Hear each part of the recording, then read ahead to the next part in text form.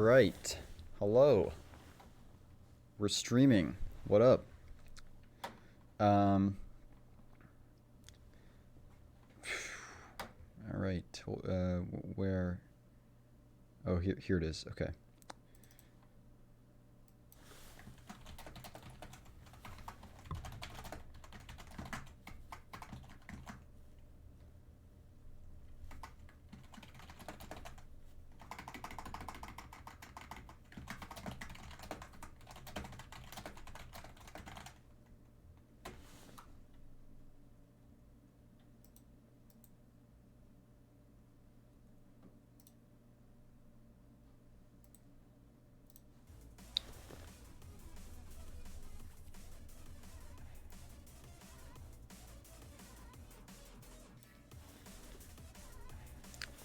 Testing, testing, testing. How is the audio? All right.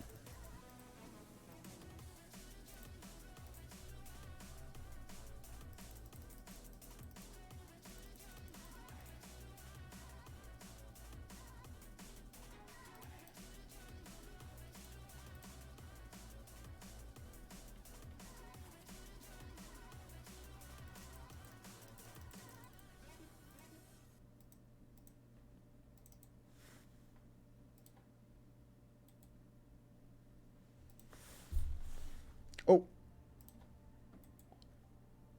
rename.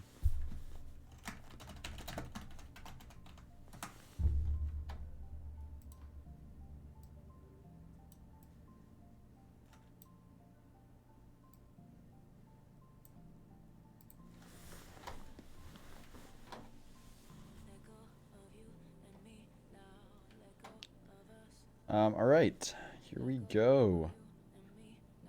How's the music? Music is good.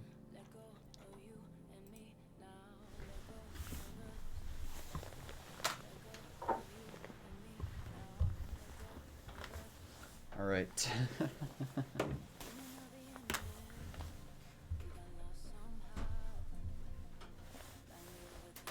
Oh, frick, dude. I gotta.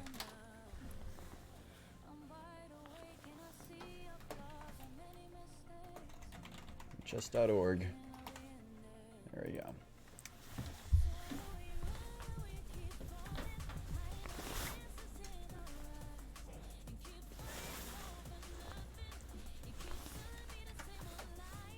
All right.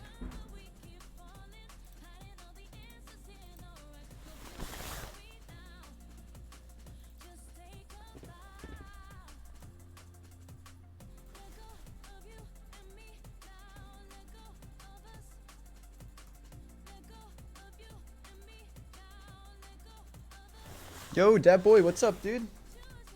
My class just ended 10 minutes ago, and I have a game scheduled starting in 2 minutes, so I had to switch a bunch of things, and I just realized, or I realized that I had, like my stream was all, it was still all set up for the Marathon Tactics stream, so I had to reset my setup.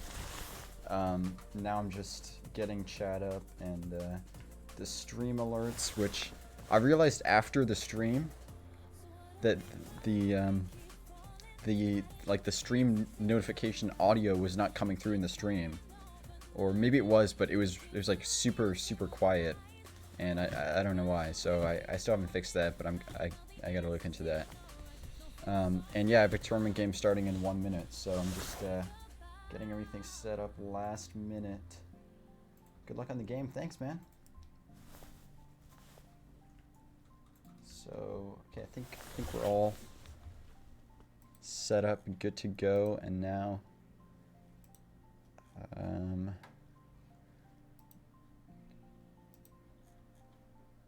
one last thing. I needed to I'll announce my I'll ping my video after this, because I want people to watch this, and then yeah, okay. Yeah, thank you for the luck on the game. Now just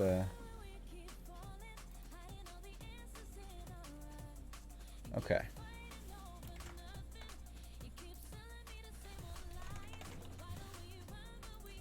All right.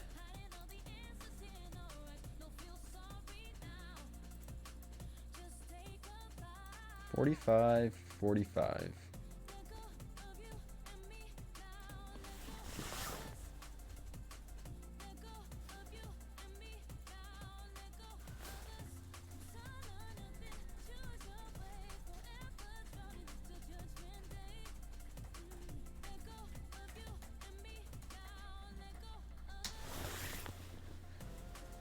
All right.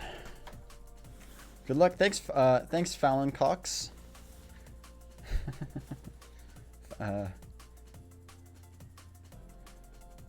right.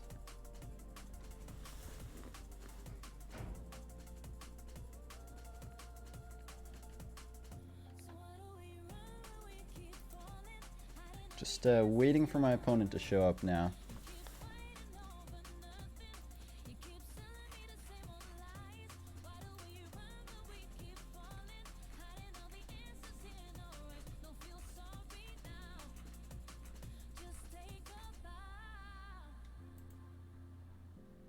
That's one long game. Yeah, this is the Lichess 45-45 league. So this is my first time playing in this league, and so basically, I wanted to play more classical chess, but there were not very many over the board tournaments happening. So so I joined this.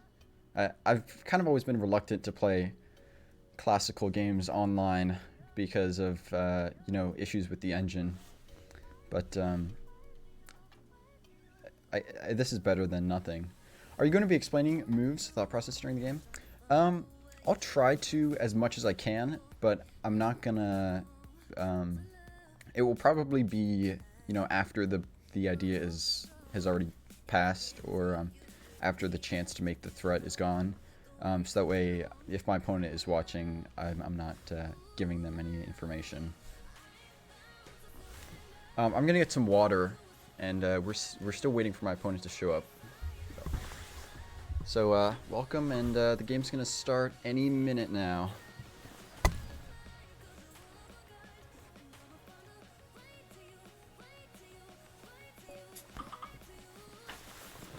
All right, here we go.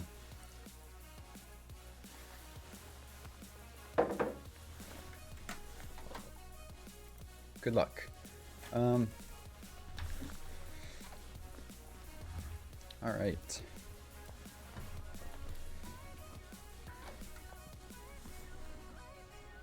All right. Let's get a game going. Maybe we'll have an Italian game.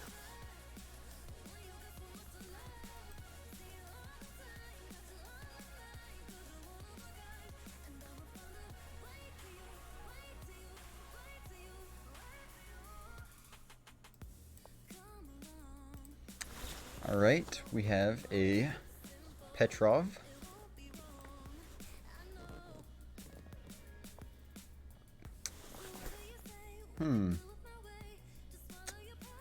Okay.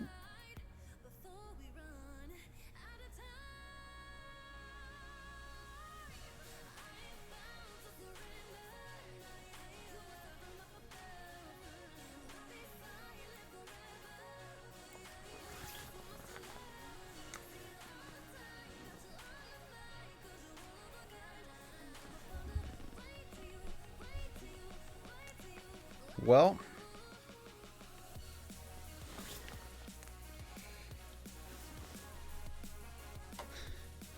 missed the chance to play the strongest move, King E2, but this is good, I guess. Thanks. Yeah. All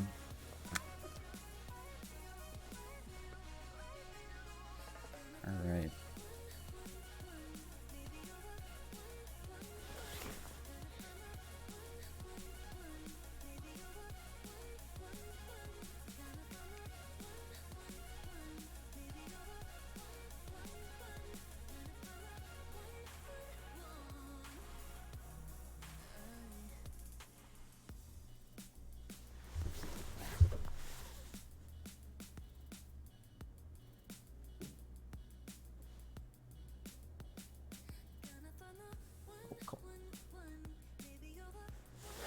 I'm just turning off my phone here.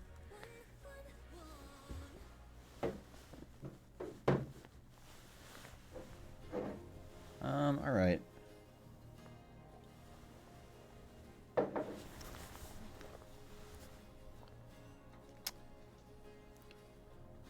So just surprised he didn't play the Stafford Gambit. Guess it wouldn't be the best opening for Classical though.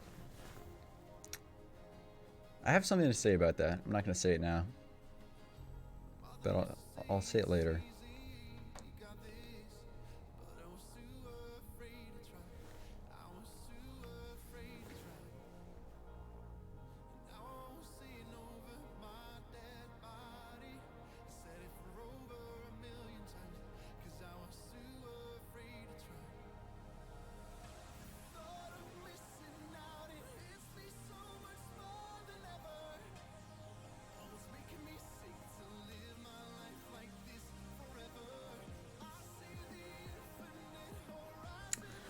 Okay, so here I'm pretty sure... Is the main line Queen E2 and then Queen E7?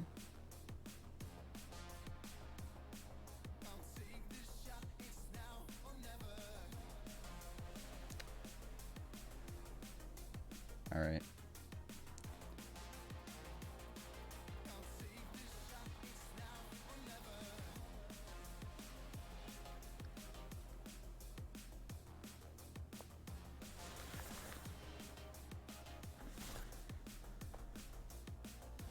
Okay.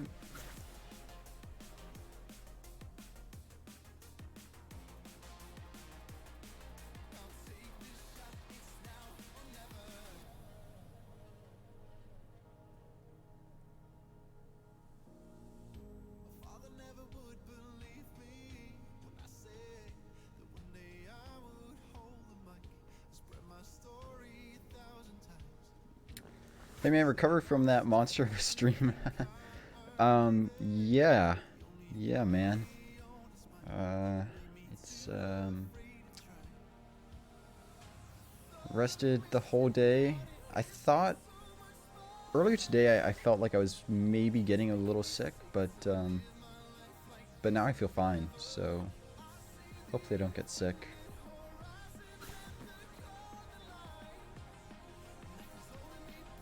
That's good. Good luck. Thanks, man. Thank you. Can't say I'm too familiar with this opening.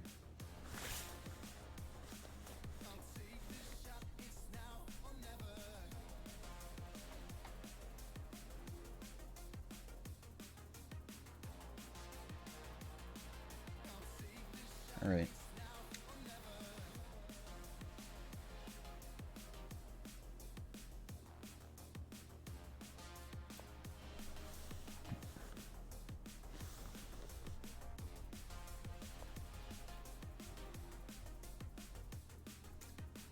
Looks like we're gonna have a queenless middle game.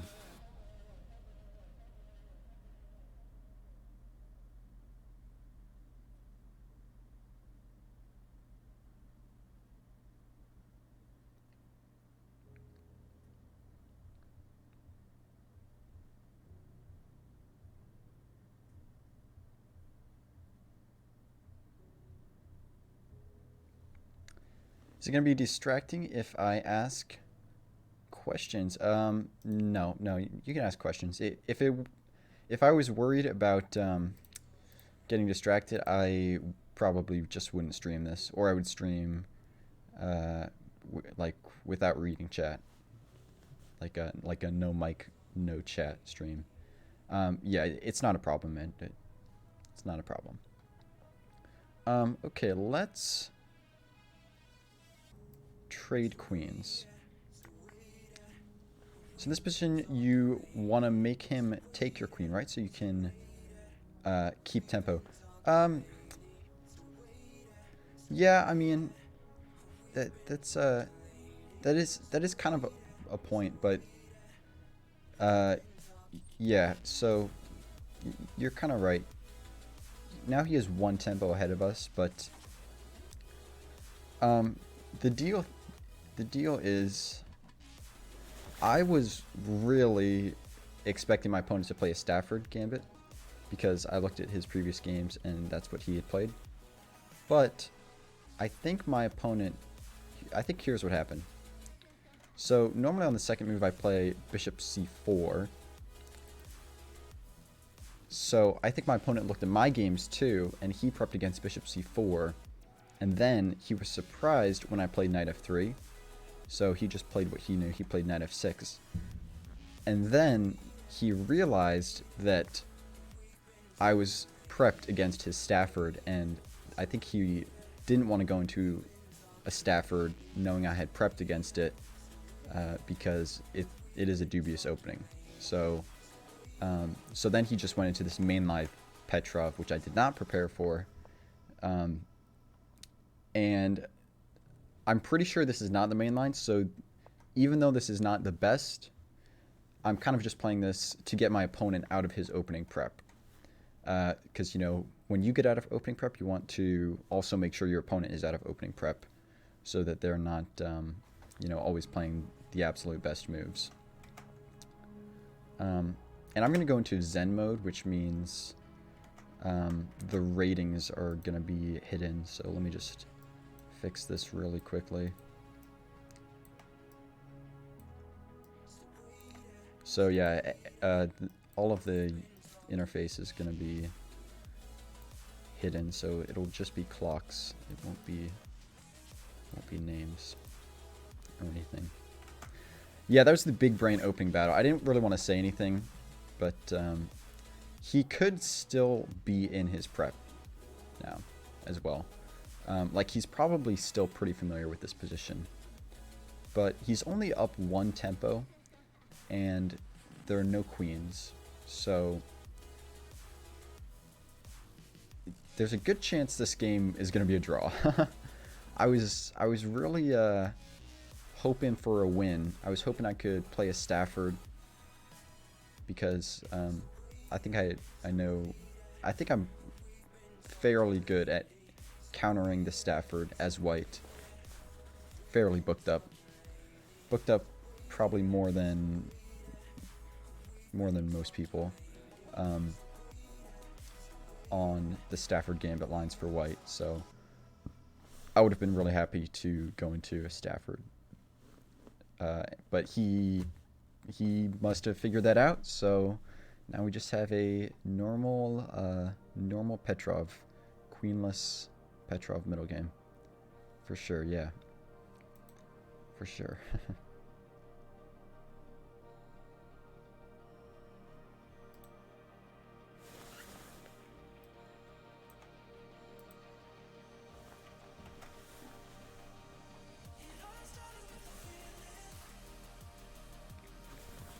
So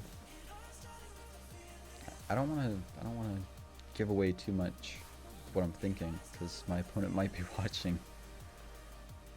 But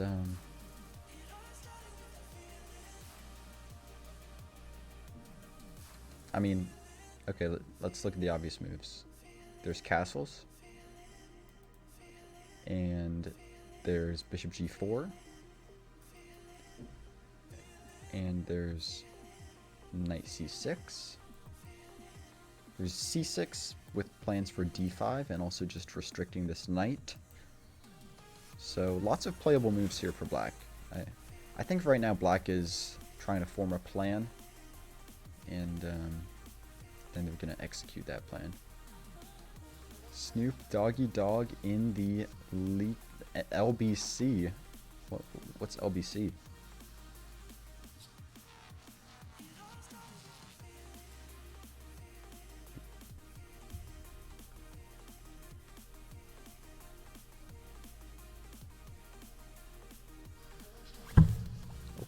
Sorry about that. Okay, we have bishop g4. So could play, probably here I just play bishop e2 to prevent my pawns from being doubled.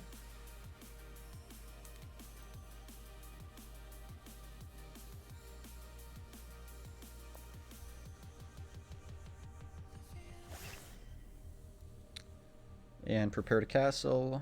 That's pretty much it.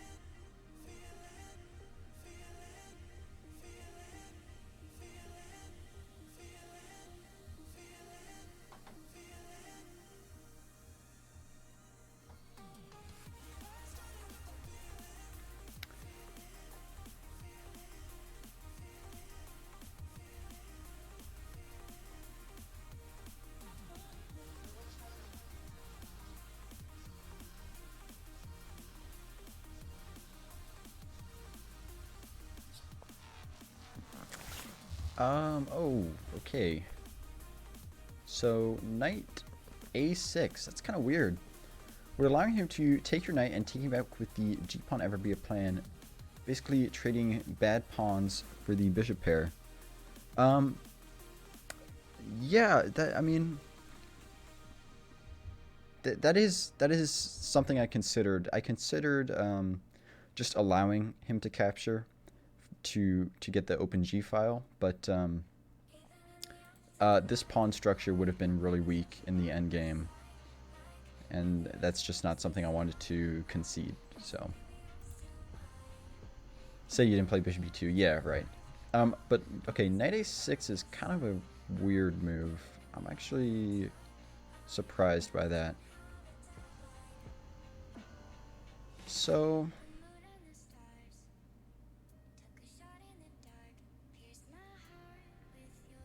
what's the best square for my bishop here? I'm thinking e3 or f4. But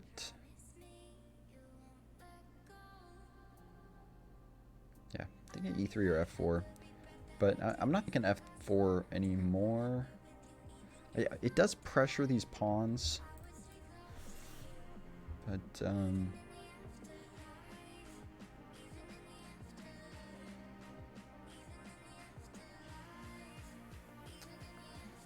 e3, f4. If I go to f4, there's also knight h5. And then I can't keep my bishop on that diagonal, and I have to move my bishop again if I want to keep the bishop pair, which I do. I could also just play bishop d2.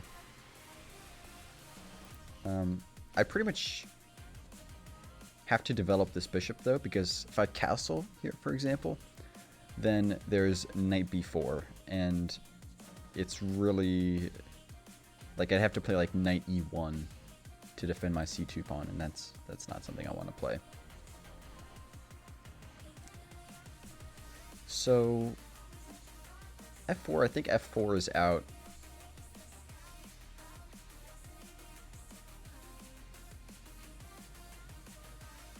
G5 is out for pretty much the same reason, just h6 and then g5 and then knight h4 or knight h5. So yeah, knight h5 wins the bishop pair, so it's not something I want to give up.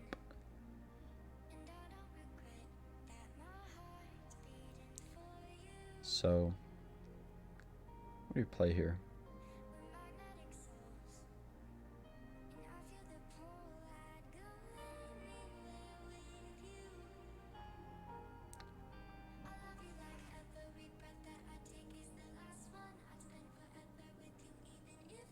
All right.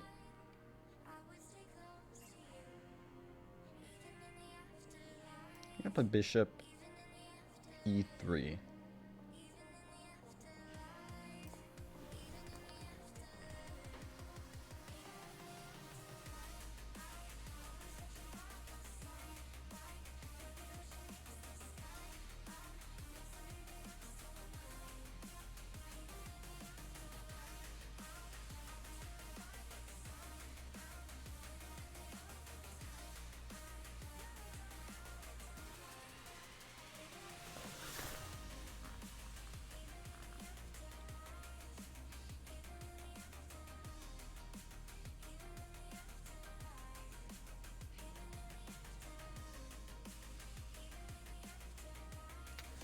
Dang, dude. I really wanted a Stafford Gambit. I was so confident in my prep against the Stafford Gambit, and then we just got a mainline Russian game.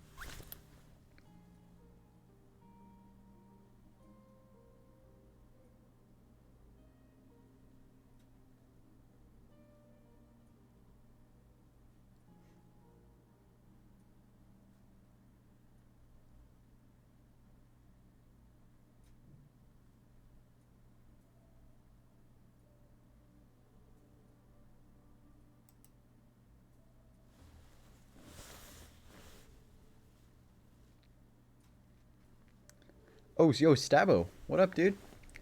Um, all right, party lights. Here we go. Here we go. I always forget to turn them off after 30 minutes. So usually it's like turn on the party lights for an hour or 2 hours. We'll see. All right, night before. So here, there's two options actually. There's king d2 and also castles queenside. My original plan was to castle queenside, but now I'm kind of thinking king d2 looks pretty good.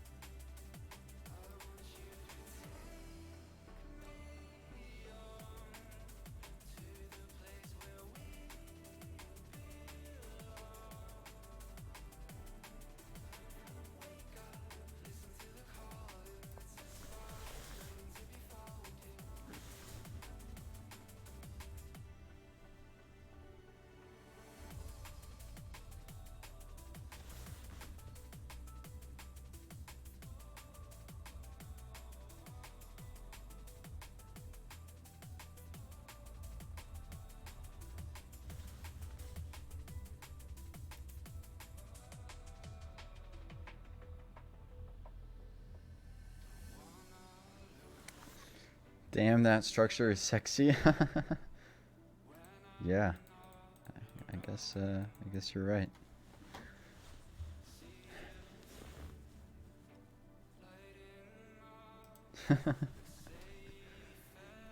Just put my pieces on active squares.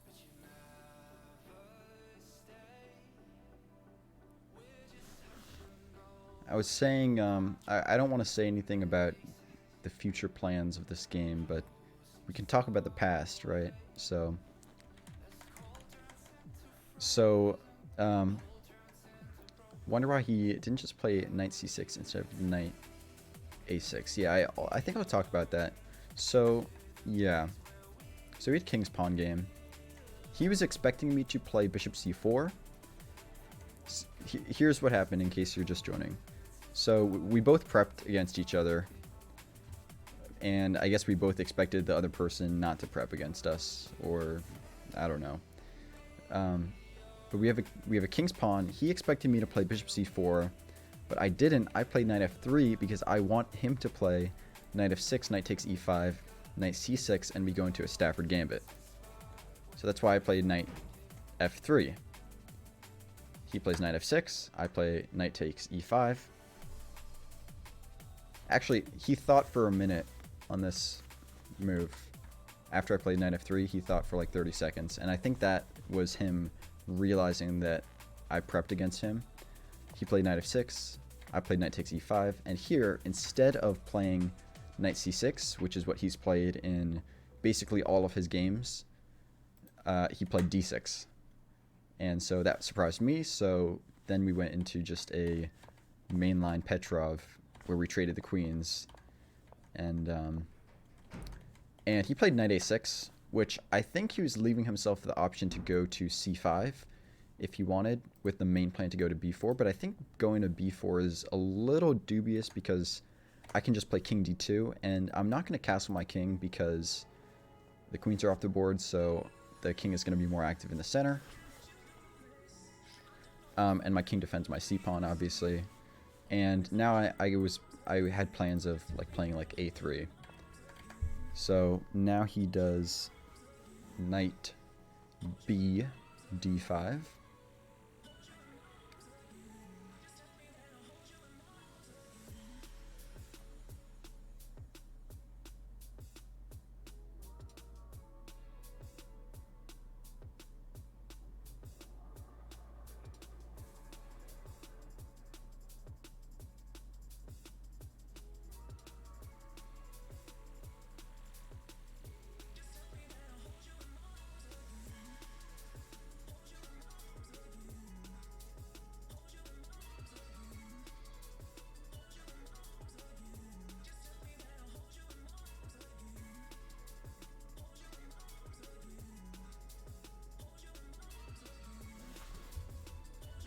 So he wants to win the bishop pair.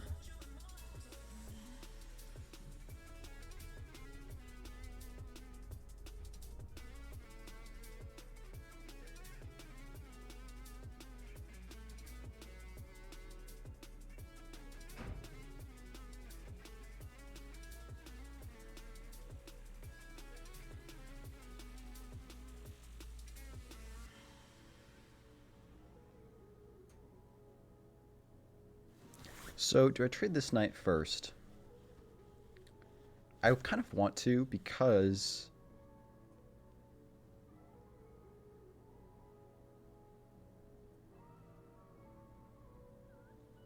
if I don't, then he can take my knight. And I either have to double my pawns or take with the king.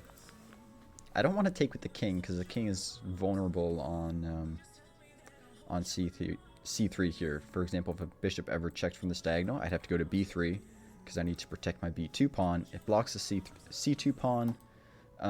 It's just not a square that I want my king to be. But the question is, can I recapture with the pawn?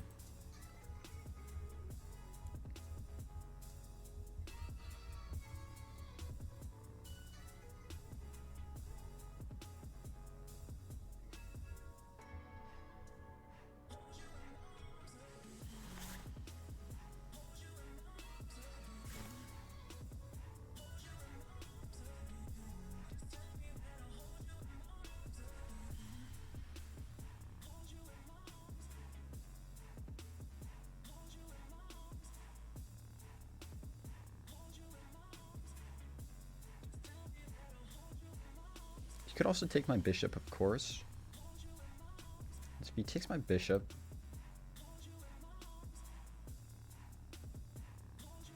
do I take with my king or my pawn?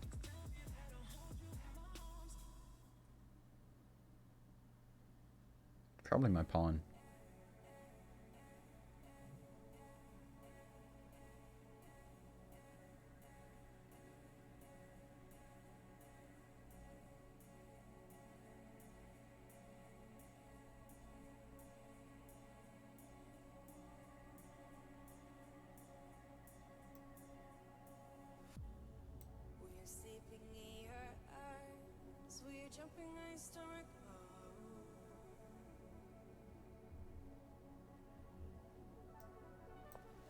Alright, play h3. Let's see what he does. Arc has forced me in 33 here.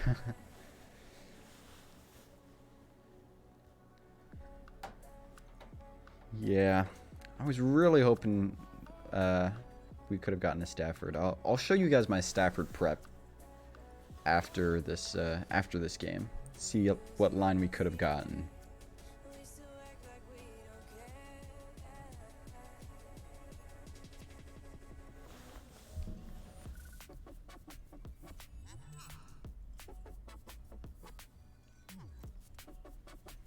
So we'll see what he plays.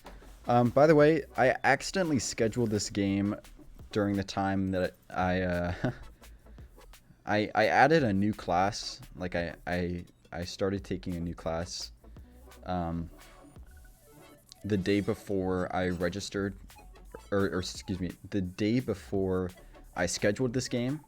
I signed up for a new class, and I forgot that it happens at 2:30 every Tuesday and Thursday, and this game also I had it scheduled for 2:30, so I'm technically supposed to be in class right now. How do you memorize your prep? Any tips? I use a program called Skid and an opening trainer. So basically, okay.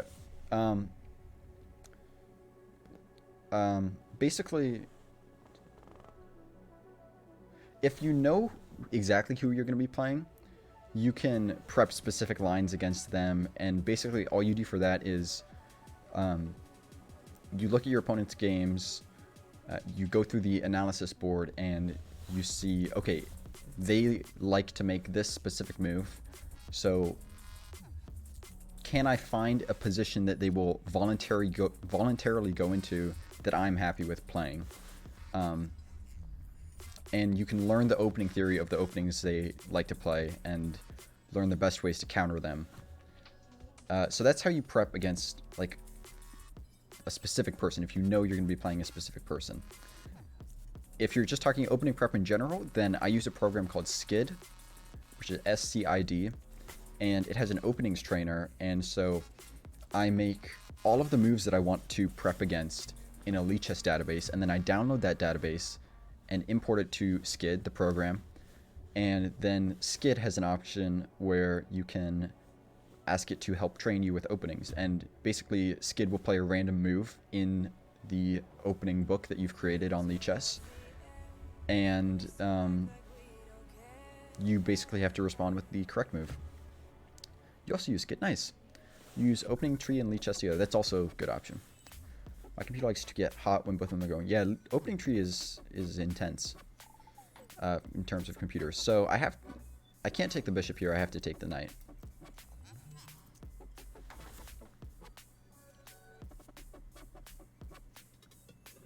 Let me just double check this though. Yeah, gotta take the knight here.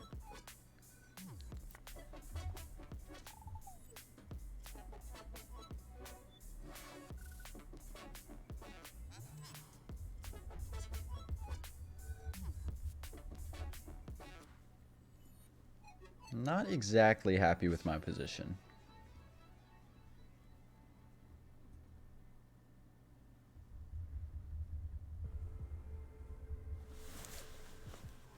I'm starting to think a draw is going to be the most likely result of this game.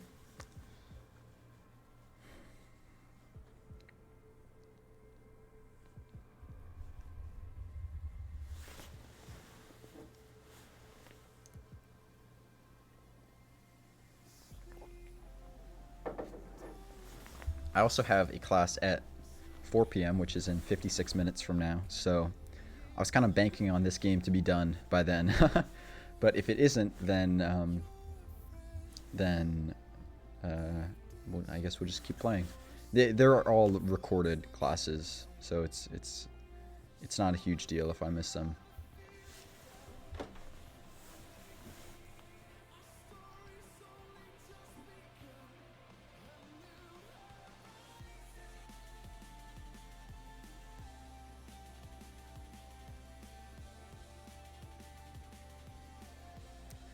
What are you studying? I'm a first year, and so my college does not allow you to declare a major until your second semester of sophomore year. A lot of colleges, the way it works is you are allowed to wait until like your first semester of sophomore year or your second semester of sophomore year to declare your major. But with my school, you actually are not allowed to declare your major until then. So I can basically take whatever classes I want to take.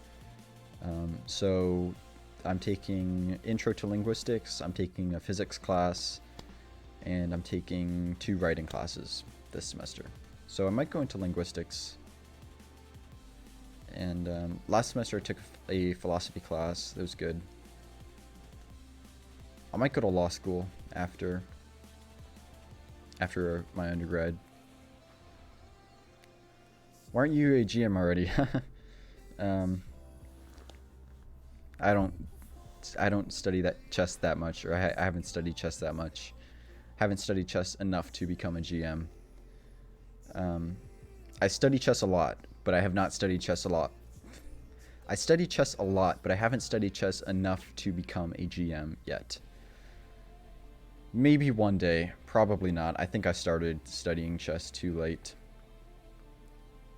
But you're good enough to become an IM. I'm glad you think that. I'm glad you think that.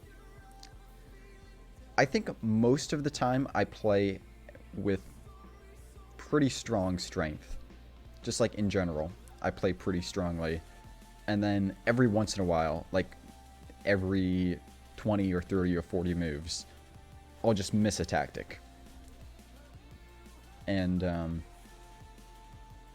that's it. Like, I think I play pretty good positional chess. This is not actually a good example game. This is not a good example game. Also, I need to learn more openings before I become a title player. That's kind of just the nature of becoming a title player. You need to... I mean, learning openings helps you get used to a bunch of different types of positions. So if you only have a couple openings, you're really only used to a few types of chess positions.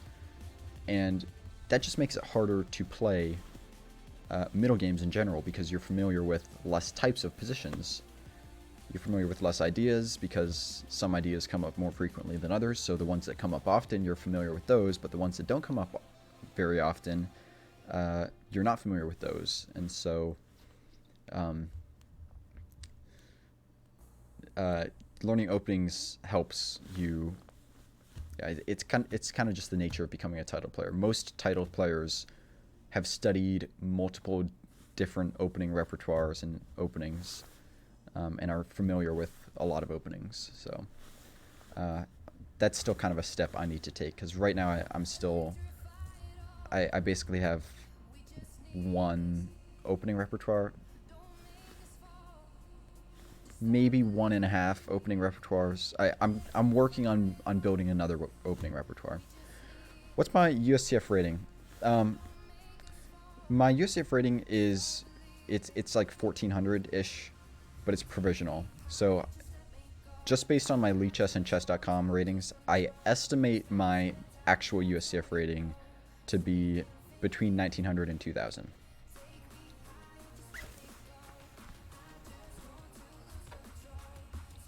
Okay, so my opponent plays bishop e7.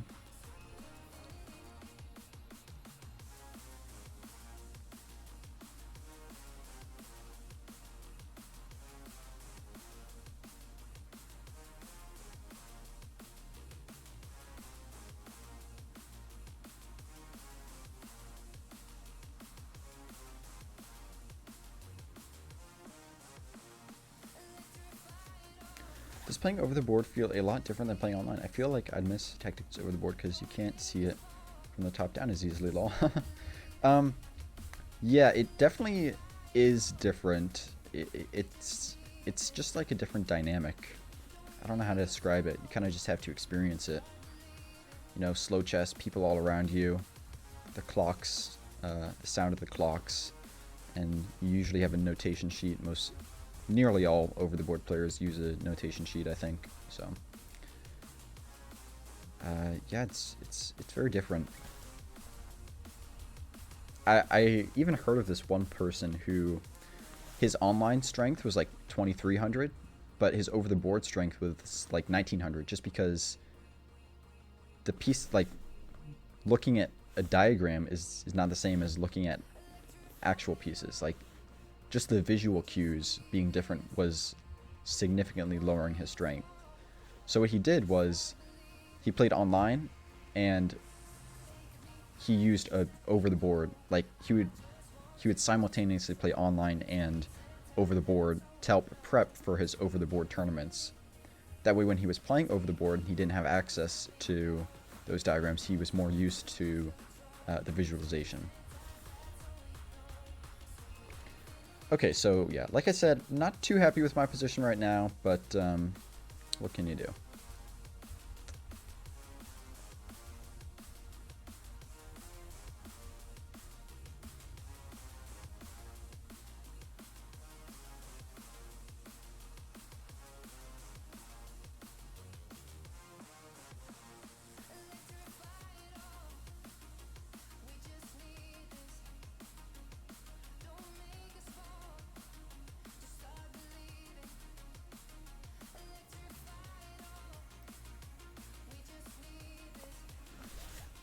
Alright.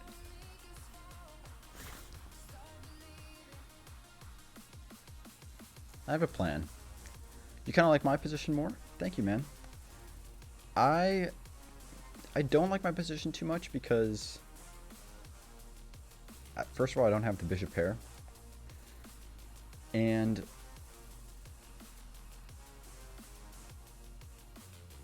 this bishop is stuck behind this pawn, right? And I can't push this pawn because if I ever push this pawn to d4, then this d3 pawn is going to be weak forever. And the d3 pawn is on a half open file. So I can't push my d pawn.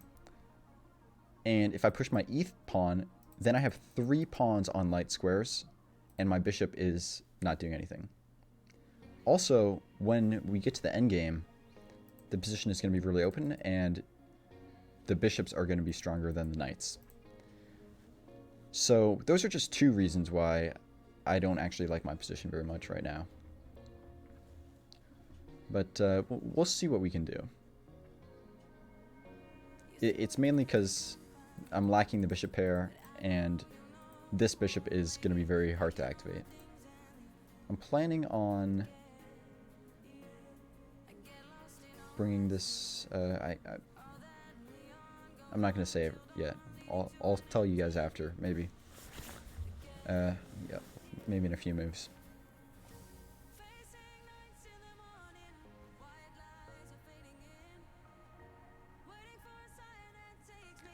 The good thing about my position, though, is that my rooks are connected, and my king is going to be more active than his. So he can't really connect his rooks very easily without castling, and if he castles, then it's going to take him longer to activate his king in the endgame. So this is kind of one thing, one difference between like an intermediate player and an advanced player. And maybe even between like some advanced players and masters, is that you kind of have to be thinking about long-term weaknesses and plans. Like even from the opening and the middle game, you have to be thinking about, okay, what's going to be weakness in the end game? You know, like what can I do to prevent having weaknesses in the endgame, or to gain an advantage in the endgame, or to prevent myself from having weaknesses in the middle game. There's this one really nice game that I played. It was the same tournament as the video that I made about the FIDE Master, the game where I choked away a draw against a FIDE Master. It was the same tournament, and there were many times in the game where I was tempted to, push my kingside pawns to, gain initiative or gain space or something. But I knew that we still had the queens and the rooks on the board. It was a queen and rook middle game. So I figured we might go into a queen versus queen endgame, where I would have been up a pawn. And in that case, if my king is not safe, like if my king has basically any weaknesses in a queen versus queen endgame, it was most likely going to be a draw, because my opponent could just keep checking me over and over and over. So even though it was tempting to gain some space or gain some initiative on the king side in the middle game to gain some initiative in the rook and queen middle game, I knew that if I did that, then I would no longer be able to trade into a winning queen endgame. It would be more likely a drawn queen endgame. So that's kind of just something to think about if that's not something you already incorporate into your chess game.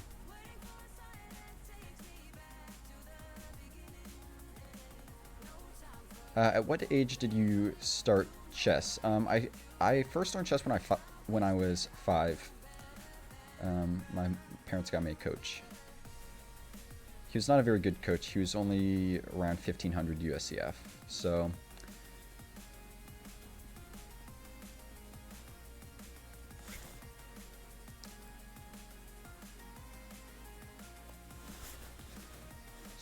with this move, I'm stopping bishop c6, and I'm also planning to bring my knight to f5 and pick up this e7 bishop.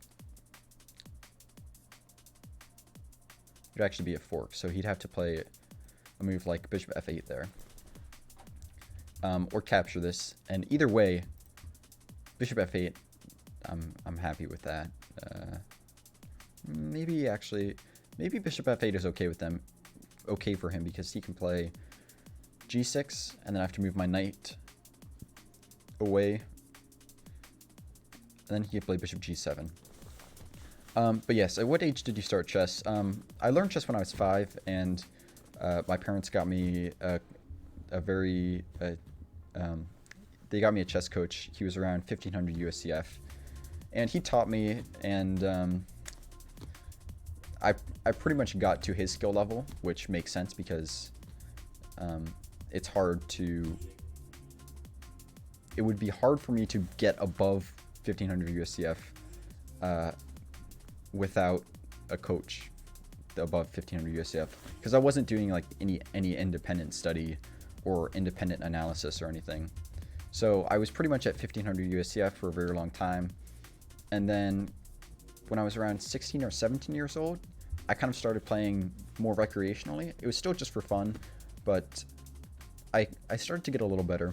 And then around 6 months ago, I decided I wanted to get really good, and I've been studying daily for at least a couple hours per day since around 6 months ago. And so I think I'm around 2000 USCF now, but I don't know, because there are no tournaments to play in. There are no over-the-board tournaments to play in.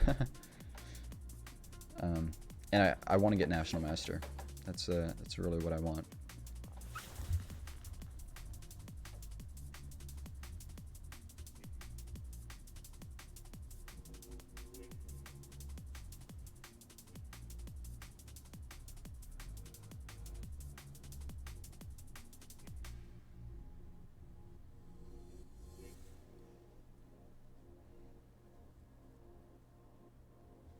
What elo is National Master again?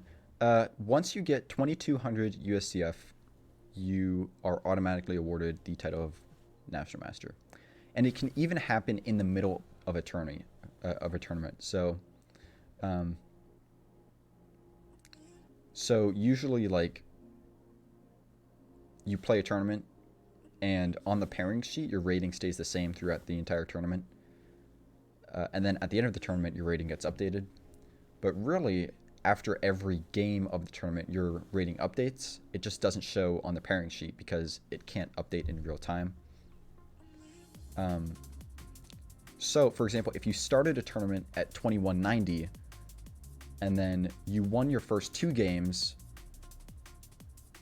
and then you lost the next 3 games, if winning the first 2 games increased your rating to above 2200, like to like 2204 or something like that, even if your rating was never like over 2200, you would still get National Master, because it was technically over 2200 for, you know, the couple hours or the couple minutes between the rounds of that tournament. Like if you're 2190, you win your first game, your rating goes up to 2197. You win your second game, your rating goes up to 2204. But the rating doesn't update. Your rating still shows as 2190 on the pairing sheet in the tournament. And then you lose your next 3 games, so your rating goes down from 2204 to 2199, and then your rating goes down from 2199 to 2192, and then your rating goes down from 2192 to 2188 or whatever. So at the start of your the tournament, your rating was 2190. At the end of the tournament, your rating was 2188. But since your rating went above 2200 in the middle of the tournament, you still got the National Master title. So that's kind of a funny thing to think about. Okay. That's cool. Yeah, I think it's cool. Okay, I think I'm happy to see this move.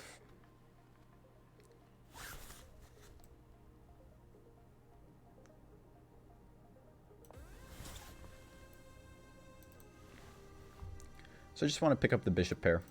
That's basically it.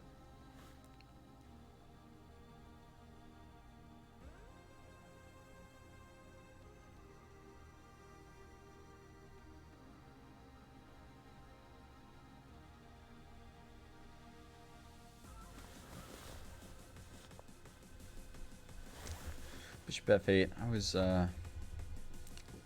hoping he was gonna play like Rook e8 instead, but I guess we'll go with this.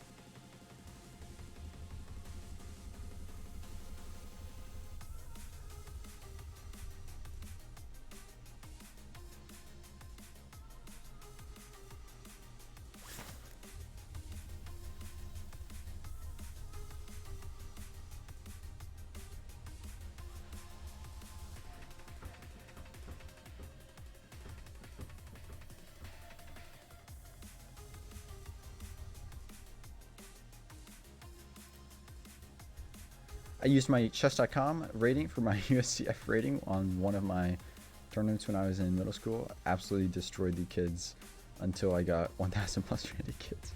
First ever tournament, by the way. Nice, man. Nice job. Okay, what do we play here?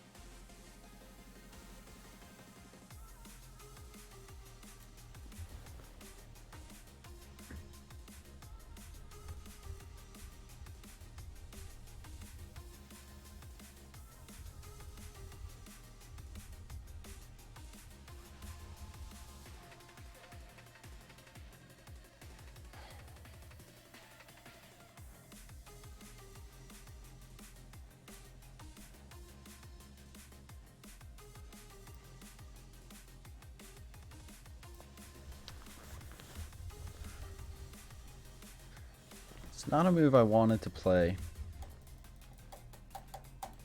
but I think I had to. I'm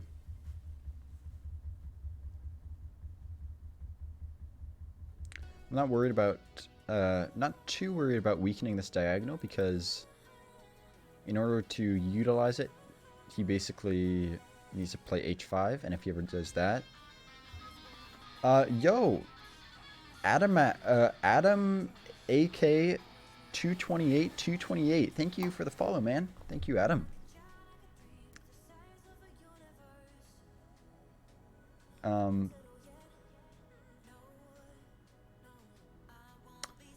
Yeah, basically in order to ever utilize this diagonal, he has to play h5, in which case I can play g5 and block the diagonal, and then I can play h4 next.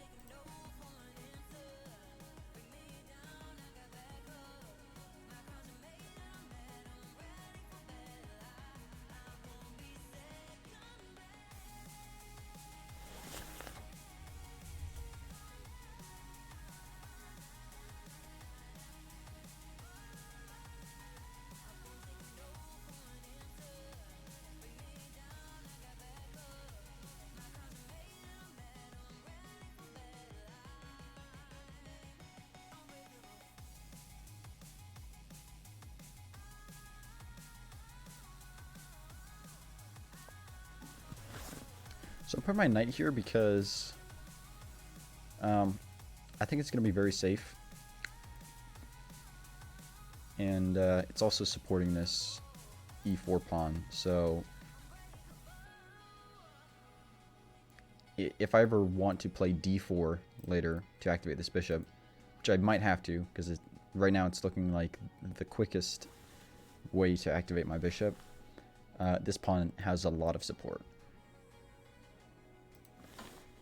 Just over defending it right now. And also just, you know, I don't think it was really doing much. Like, it kind of just would have been in the way if I brought it back to e3. H4 is, once again, I mean, not really doing anything.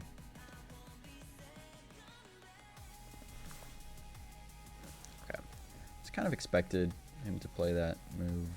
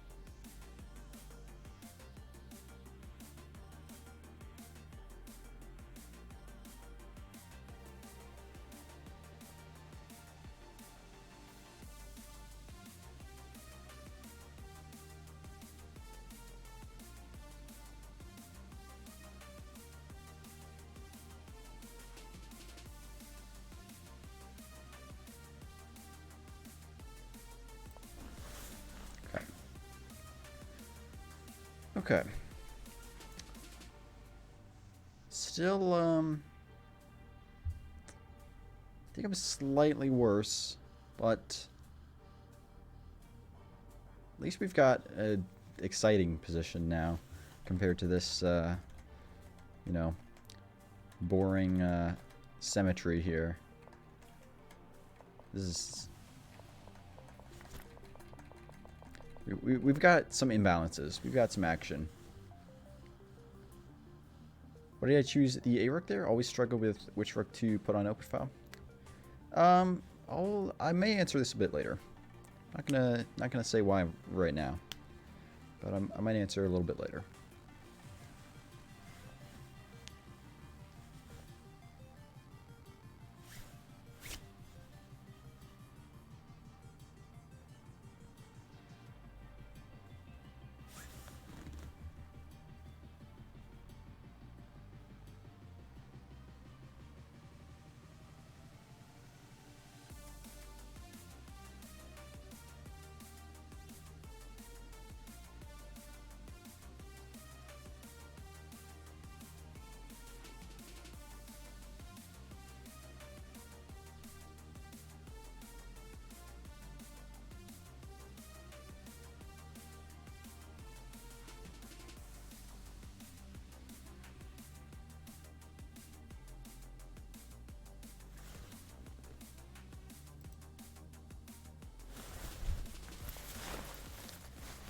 Alright, rook DE8.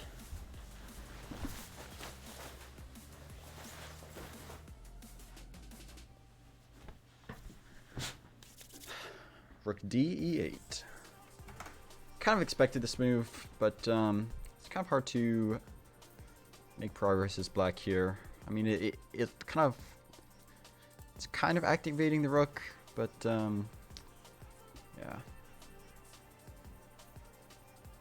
Maybe I was expecting some pawn advances. Yeah, it's kind of hard to make a plan here as black.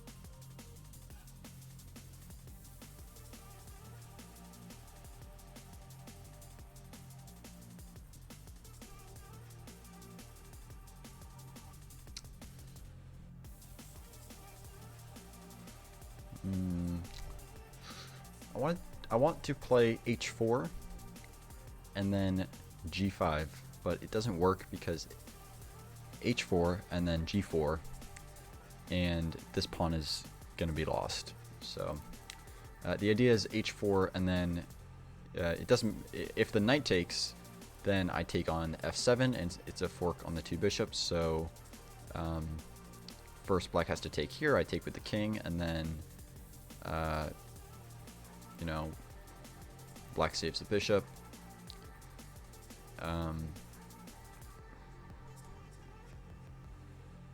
And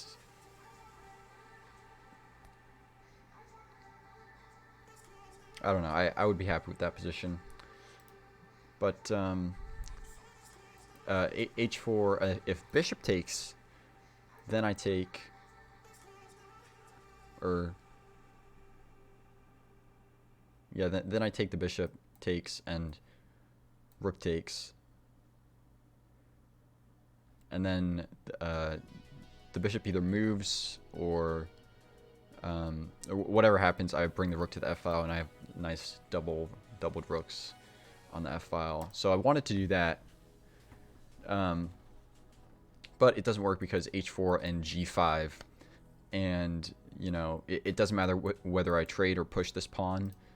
This g4 pawn is, I guess, does the same idea work? h4 g5 h5. I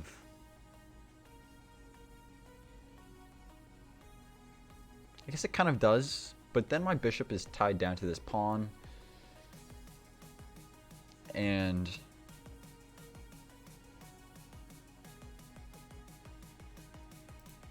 h4 g5 h5.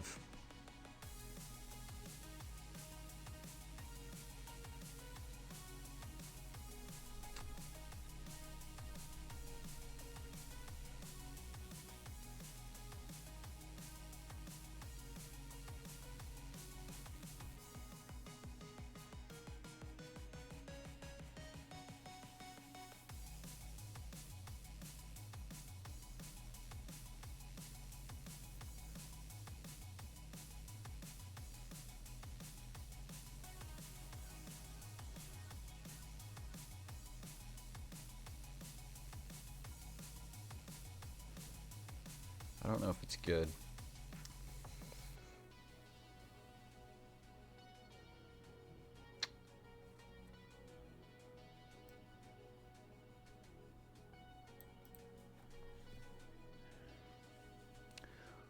Good luck, my friend. Thank you.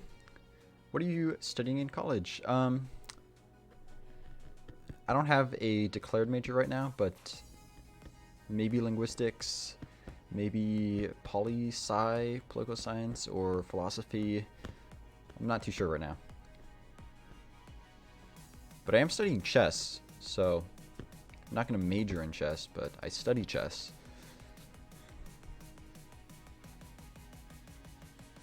Alright.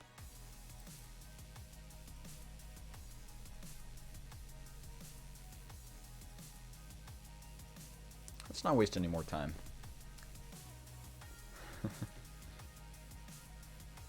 Philosophy is the professional version of email. Shoot, missed the notification. Sorry. No problem, Chase. It's totally cool. Totally cool, bro.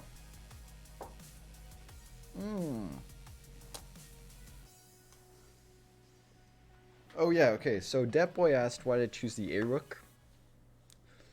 It was because of two reasons. So when you're deciding which rook, basically ask which rook is, you know, like which rook is, how do I explain this? Like how do I it's like which rook is more useful or has more potential to be useful by leaving it where it is. So right now this rook defends this h-pawn, which could be a little weak. If I move it, then it stops me from pushing the g-pawn because of this bishop. And this h-rook, it can already move to the second rank if it needs to. So it has more mobility where it is right now. This a-rook, nothing is happening on the queen side. Like, there's no way any of black's pieces can attack these queenside pawns except this bishop right here, which brings me to the second reason why I moved the a-rook. It was to get this rook off of the same diagonal as this bishop, just to prevent any future tactics down the line where, you know, this knight is pinned to the rook or the pawn is pinned to the rook or anything like that. Like, this rook is never going to move to the b file, the c file, the d file, the e file. It's not going to do anything on any of those files, and it's not doing anything on the a file either. So that's why I chose the a-rook, because it wasn't doing anything on any of these files. The h-rook didn't have a huge purpose on the h file, I will admit. That's why I took a little bit of time on that move. But it has a bigger purpose right now than this f-rook. Or the a-rook, sorry.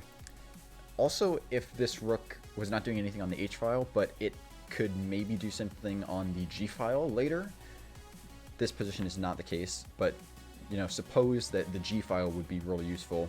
and the F file would also be really useful to have a rook on. You wouldn't want to move this rook to the F file because then you can't put a rook on the G file.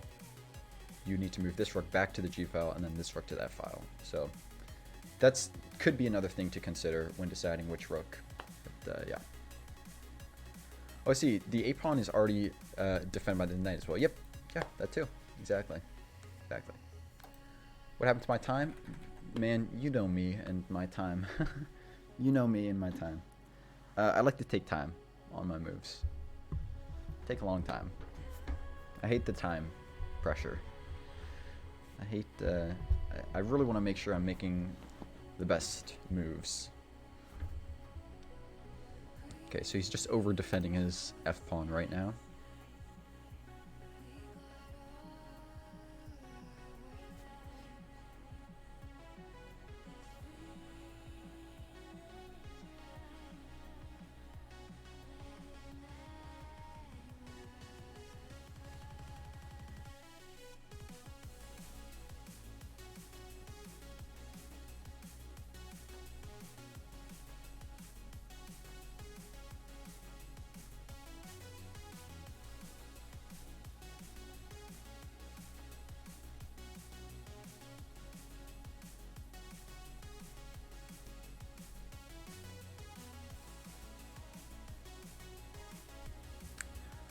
Why did I gift a sub, by the way? I noticed I was at 14 subs, and you get another emote slot at 15 subs, but you have to have 15 subs at the same time. So I got a lot of subs from the Tactics Marathon, and probably not going to have... I don't mean... I at least I don't expect to have 14 subs again anytime soon. So I just wanted to get that 15th sub in there to unlock that second emote slot, so I can upload another emote soon. Because once you unlock an emote slot, that's permanent. So that's why I gifted a sub.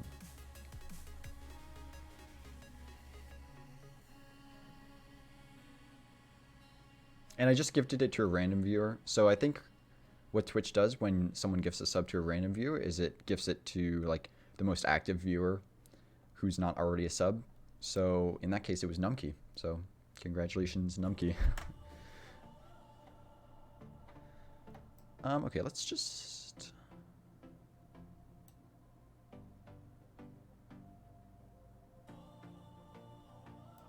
do this.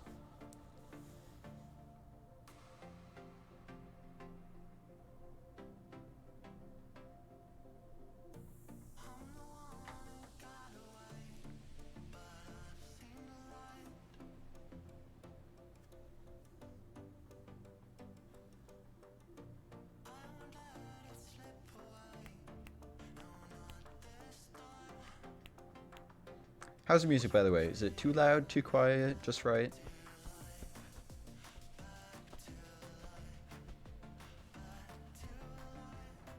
Just right? Okay. Good to know.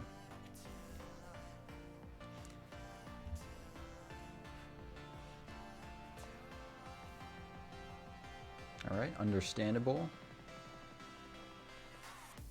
I think my next move is pretty obvious. Let me just double check that I'm not missing anything.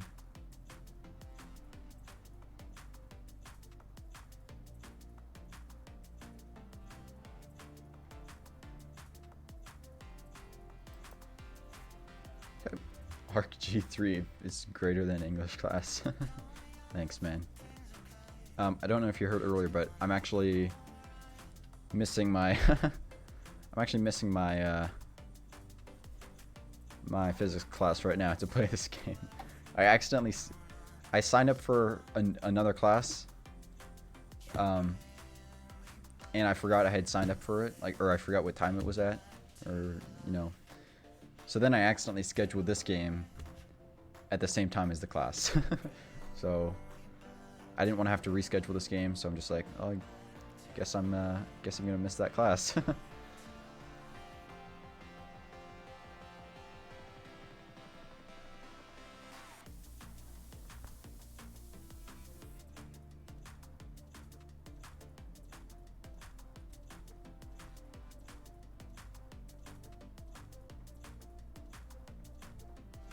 It's not that big of a deal though. I mean, if you're worried, then don't worry, because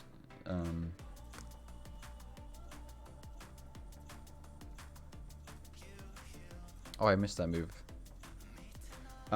All the lectures are recorded, and it's like a 200 person class, so it's like I can just watch the lecture later. I actually missed that move.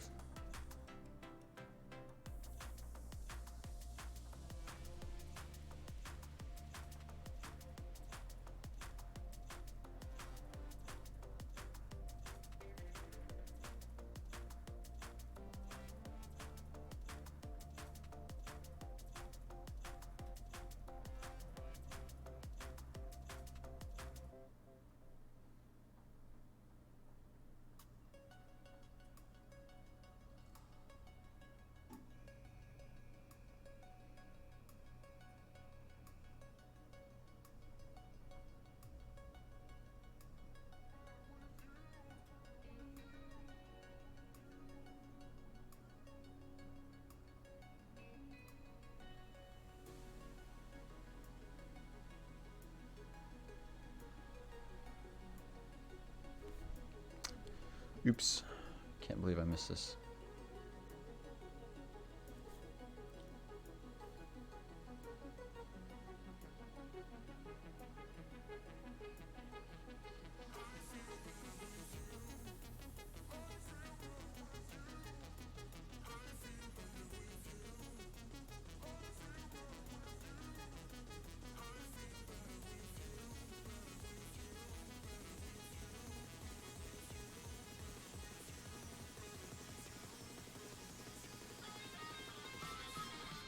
Yo, thank you, our turn, our row. Thank you for the follow, man. I guess, I don't know if you heard that. I don't know if my mic picked that up, but that's the follow notification sound playing on a different computer, because I have it on a different computer right now.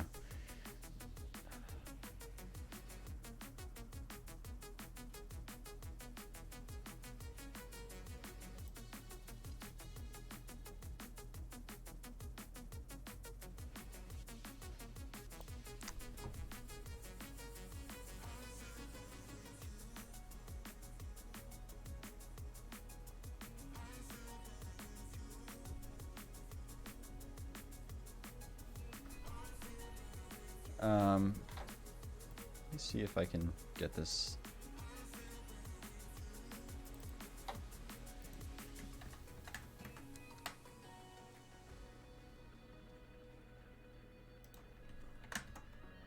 All right. Now I think the sounds should play. Sounds should play when someone follows or subs.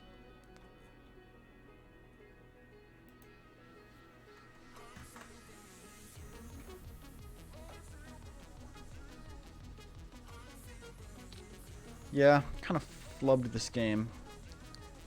It was all, could have gone so perfectly, too.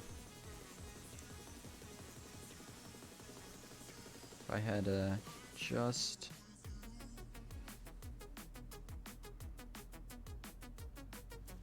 Why did I go Rook G2, by the way?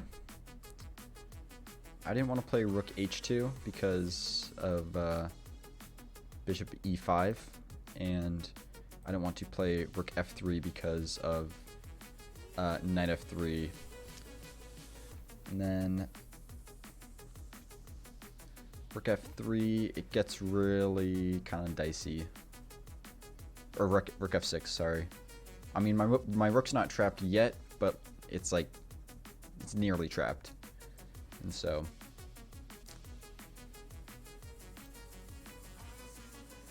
and then Rook F4 is out because G4, Rook F3, and Knight E5.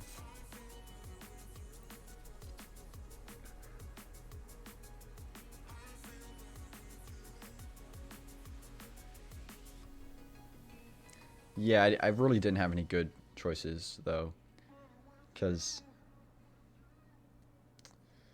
now this G pawn is pinned. I mean, it's still pinned before, but now it's really pinned. You know, before maybe I could have sacked like the H pawn for some tactic or whatever, but now it's really pinned because it comes with a skewer. You would have sacked the exchange on F7 if it was a blitz scheme. I considered it, but I decided not to.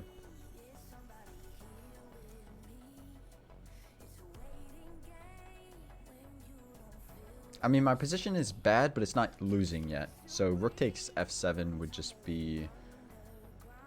That would be going from a bad position to a losing position for no reason. It would make it easier for me to play. Like, it would make it easier for me to play, but not for a good reason. It would only make it easier for me to play because... well... because the position's losing, so it doesn't really... It makes it easier to play in the short term if I had sacked the exchange. Then in the long term, I would face more problems, and eventually I would probably most likely lose. Here, there's still some chance of me losing, but there's still some chance of me drawing.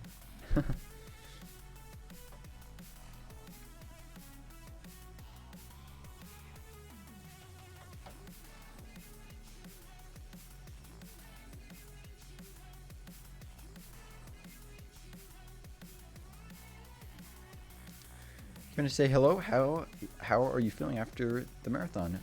Back at my daily routine. I actually don't stream every day, but I do post on YouTube every day. So yeah, it should be. There was a video that went up today. I didn't announce it yet, but I mean it's on my YouTube, so you can go watch it. But I didn't want to announce it at the same time I started a stream because it went public the same time I started the stream. So I didn't want people to, go watch that and miss the stream, because they can watch the video after the stream. They can't watch the stream after they watch the video. But yeah, I'm back to my daily routine. Not sure exactly what my opponent is going to play here, but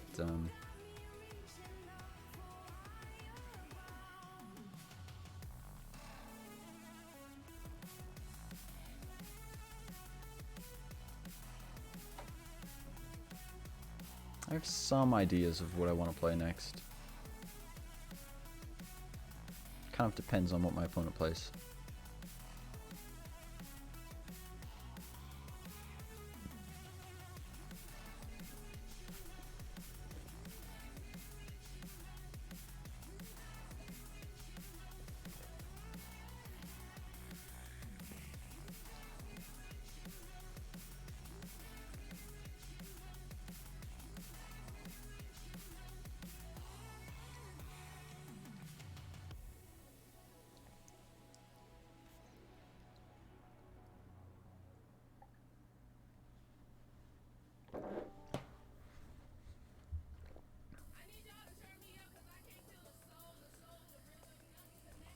Would you say his knight is stronger than his dark squared bishop right now?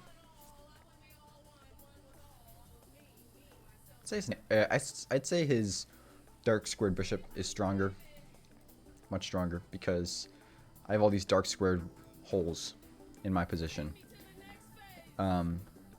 His knight is, I mean, it has some potential maybe, but the dark squared bishop can always take advantage of all of these holes. And the knight can only do that half of the time. Yeah, the dark squared bishop is very annoying. Yes, I agree. Okay, wasn't actually expecting that move, but on the other hand, I didn't really have many expectations. I was sort of planning on playing knight b5, so I guess that move kind of makes sense. Weakens d6, but I can't really attack it, so that's probably fine with him. I think I know what I'm going to play, so I don't think I'm going to waste too much time thinking about this.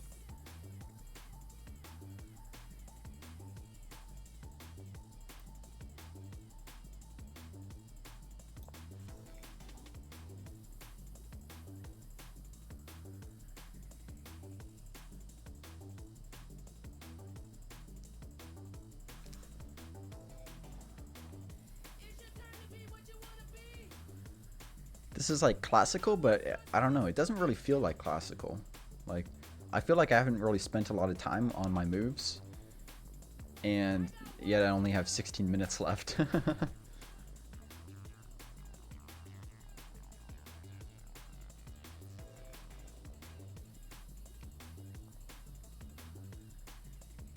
Maybe talking to chat too much.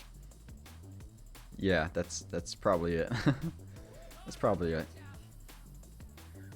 I feel like I've been thinking a lot though, but that could have something to do with it.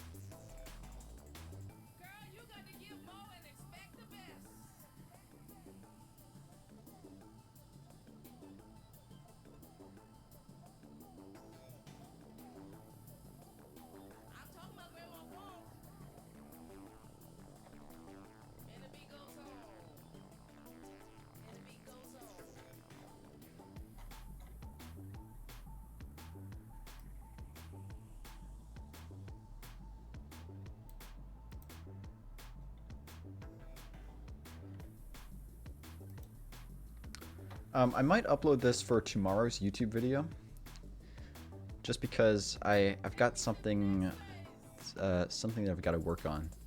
It is YouTube related, but I might just upload this as what is it?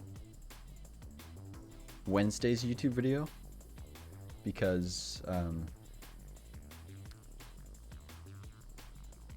I need to make another YouTube video that won't be going on this channel, but it will be going on a different channel. So just to, you know, save a little time.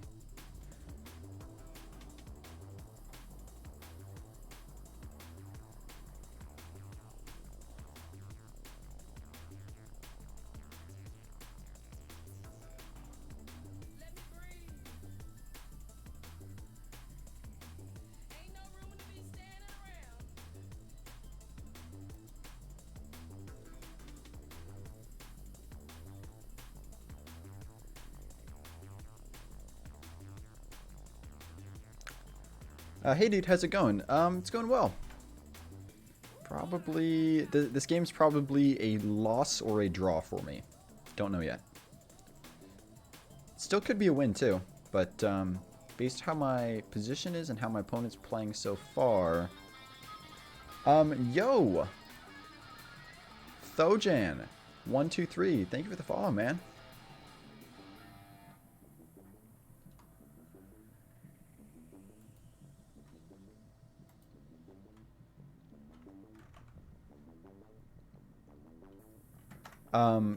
Oh, sorry. Recover from the puzzle challenge? Yeah.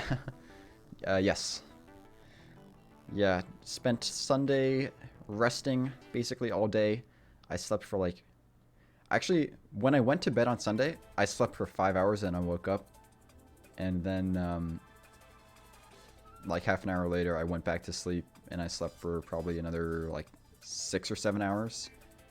And I woke up, it was like 8 p.m. So then I stayed up for like 5 hours because I couldn't go back to sleep. I just slept for like nearly 13 hours in a row. So I stayed up for like 5 hours until I was tired again. And then at like 1 a.m.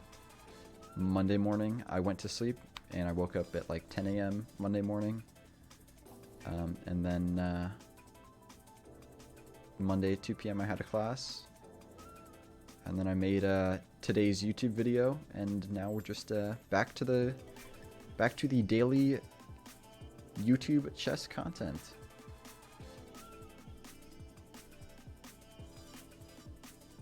Nice, we'll check out the vid. Yeah, it's today's vid is on the Scotch Gambit for black. There's not you know, defending against the Scotch Gambit as black. Nice. So yeah, check that out. It's good. XQC. Yeah, XQC. Um, that was the Scotch Game though, not the Scotch Gambit. The Scotch Gambit is a child opening of the Scotch Game. So the specific opening that it goes into is actually called the Max Lang attack, which is a child of the parent opening Scotch Gambit, which is a child to the opening Scotch Game. Which super new, managed to get my rating from 790 to 980 over the weekend though. Very happy with that. Nice, yeah. So the way I make my videos is I try to make them applicable to, you know, all levels of chess. So even though you probably won't use this opening, or you probably won't see this opening, I try to structure the video and talk about certain lines in a way that can help you improve your chess no matter what your skill is. So yeah, I hope, and I make that, I make all my videos like that. So yeah. Yeah, it is pretty awesome. That's So this is online versus game. Yes it is. We're even in and out on the time, which I'm feeling pretty good about that. I'm liking that we're starting to get even on time. Okay, rook h f8.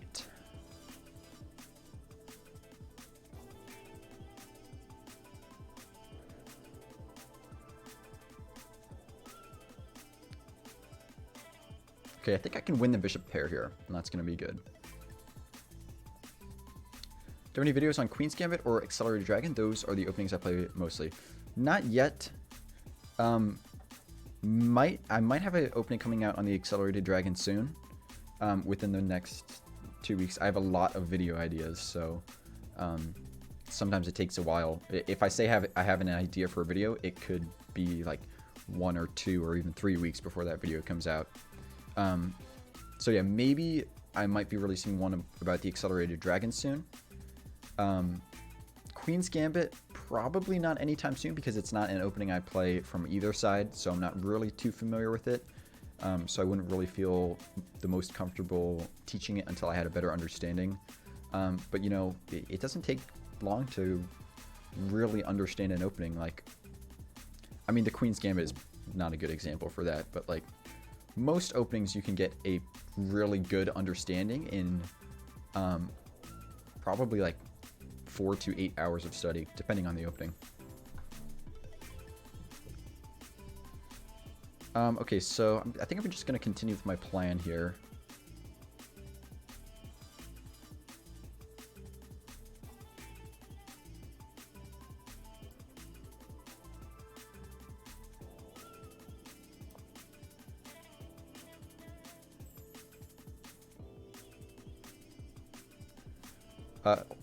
Oh great, can't wait. I can't wait for you to enjoy it. But yeah, guys, if you're not followed right now on Twitch, or if you're not subscribed on YouTube, I don't know if you guys have heard, but Agadmator, I know he just told us how to pronounce it a couple days ago, but I can't remember off the top of my head. He is making he's doing like an excellent subscribers thing where he's like making a chess hub channel where he's like showcasing small chess channels. So I'm making a video for him to put on that chess channel, and hopefully that brings in a ton of views and new viewers. So if you're not already followed or subscribed right now, follow and subscribe so that you can say that you were here before I got like really popular, because I'm really committed to YouTube. I really want this to be what I do for a living. So I'm gonna try my hardest, work for hours every day to try to keep doing well. So follow now so that you can say you were here before I got big. Oh, I love Agadmator. Yes, yeah, he's good. He's very good, and I'm very appreciative that he's doing this excellent subscribers thing.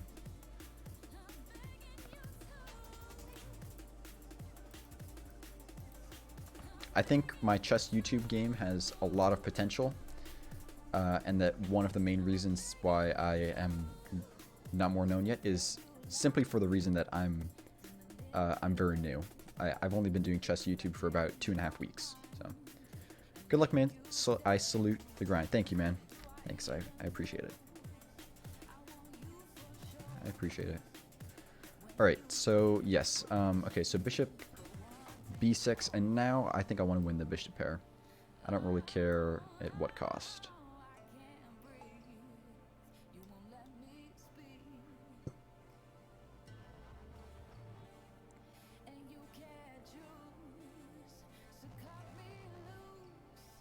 Just making sure I'm not missing any tactics here.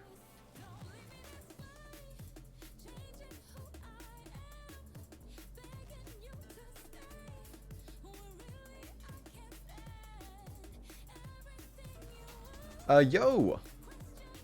Brandrock, thank you for the follow, man.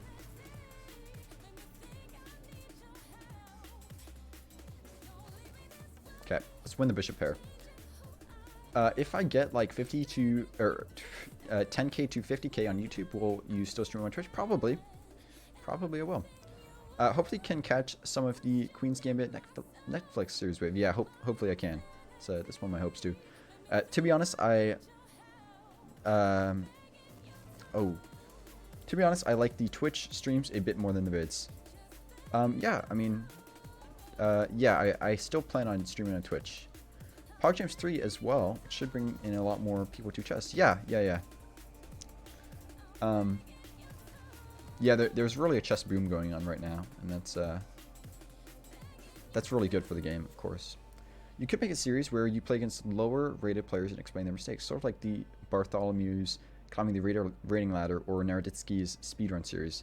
Maybe the people you play against could be Twitch viewers who volunteer. So I've thought about doing that, but I don't know if I would be the best person to do that, because the problem is there are already other chess YouTubers who are much, much better at me at chess, better than me at chess, who've already done that. And so I don't know if me doing that as a much less experienced player would be very effective or a good idea. And also, the other thing is, going back to what I said a little bit earlier, is I don't really know many openings right now.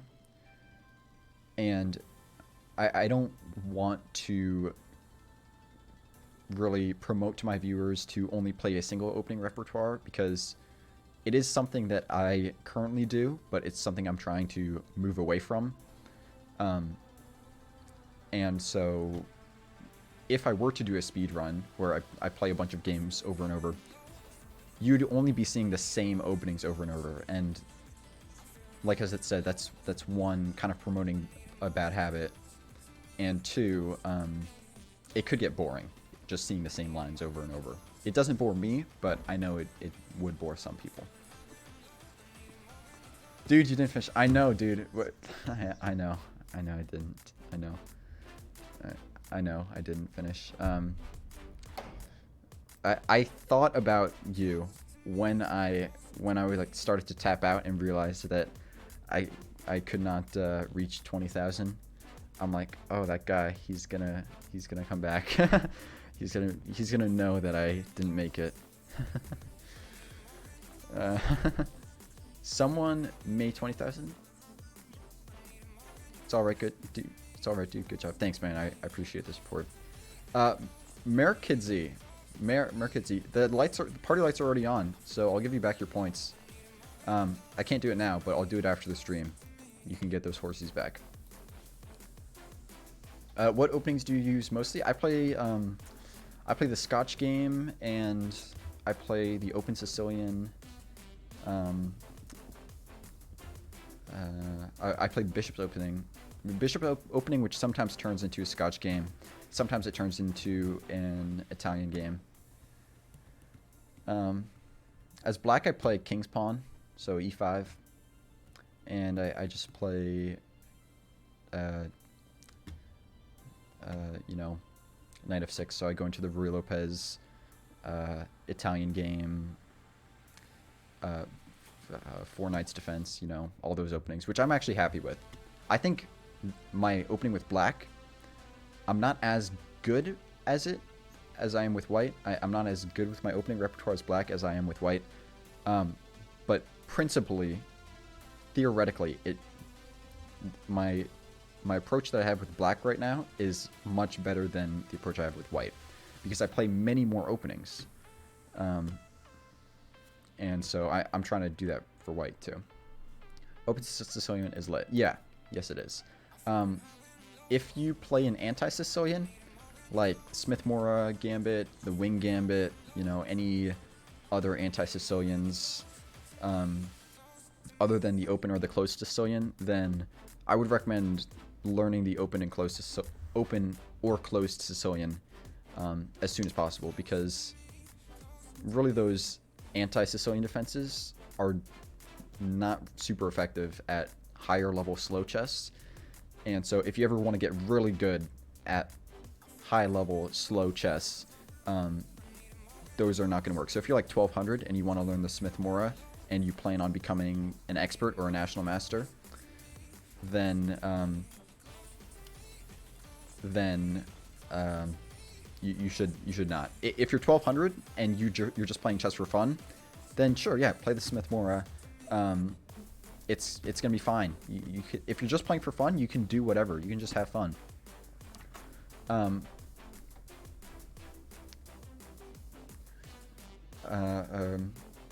Yeah, C3 Sicilian is also an anti-Sicilian. So the only time I play the C3 Sicilian is, or the only time it's okay to play the C3 Sicilian, in my opinion, is if your opponent plays the O'Kelly variation, which is E4, C5, Knight F3. So you're trying to go into the open Sicilian, and your opponent plays A6. That's the O'Kelly variation. If white plays D4 in that position, it's actually an inaccuracy for white. So if my opponent plays the O'Kelly variation, then I play C3, and I go into a delayed Alapin, which is also known as the C3 Sicilian. And because A6 is not a very particularly useful move for black in the Alapin Sicilian. So yeah.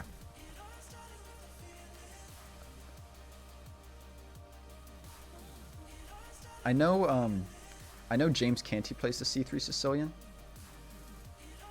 but I still think it's dubious at like slow classical. Actually, I'm gonna retract that. I don't know enough about the C3 Sicilian to know if it's dubious or not, but it feels like it's probably dubious to me. So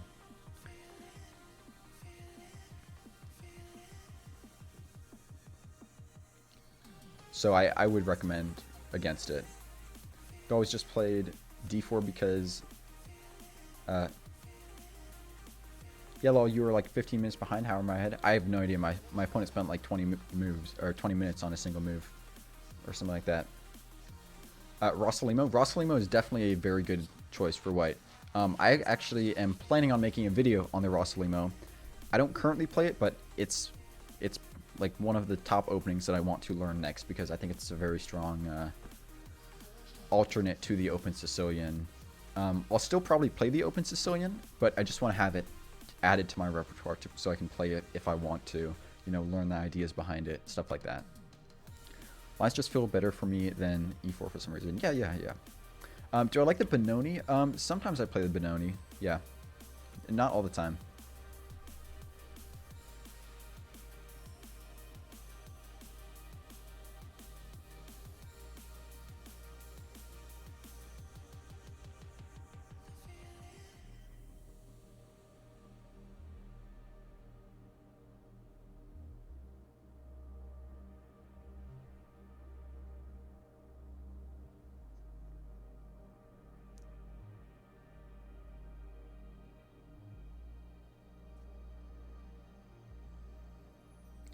Okay, so I want to double.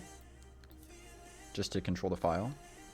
The problem is my knight's pinned. It's gonna take me a few moves to unpin it, and I don't want any, you know, D4 or D5 D4 tricks to happen.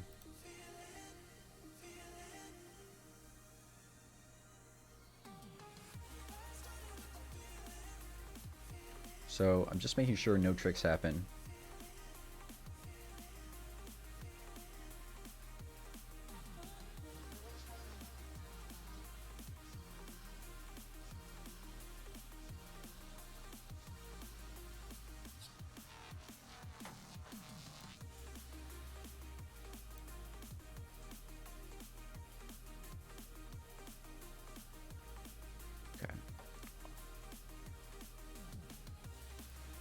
I think I gotta do this, unfortunately. When exactly showed up that, I don't know what you're asking, I'm sorry. Are you a French player? Because that light squared bishop is terrible. I know, man. I know. Okay.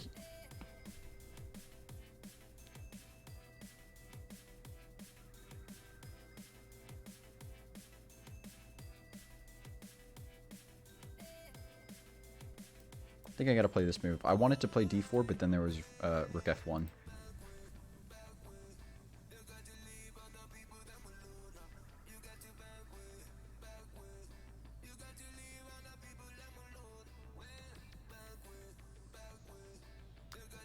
Is the French actually a good opening? It depends who you ask. Depends who you ask.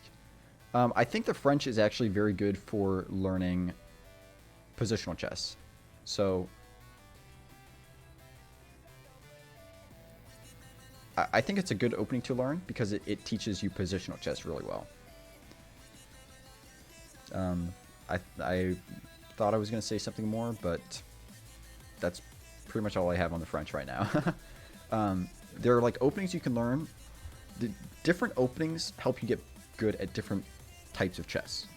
So I talk about this in the video that I released today, but learning an opening like the Scotch Gambit, that will teach you attacking chess. That would really increase your tactical ability and teach you how to attack and stuff like that. On the other hand, it's not very good for teaching you positional chess. An opening that would be good for teaching you positional chess would be the French, for example, or the Queen's Gambit. However, those openings that help you learn positional chess better are less good for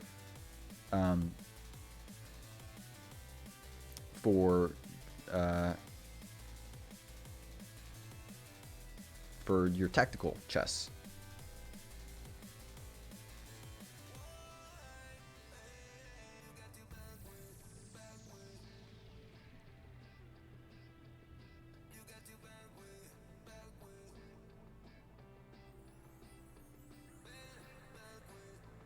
Oh my goodness.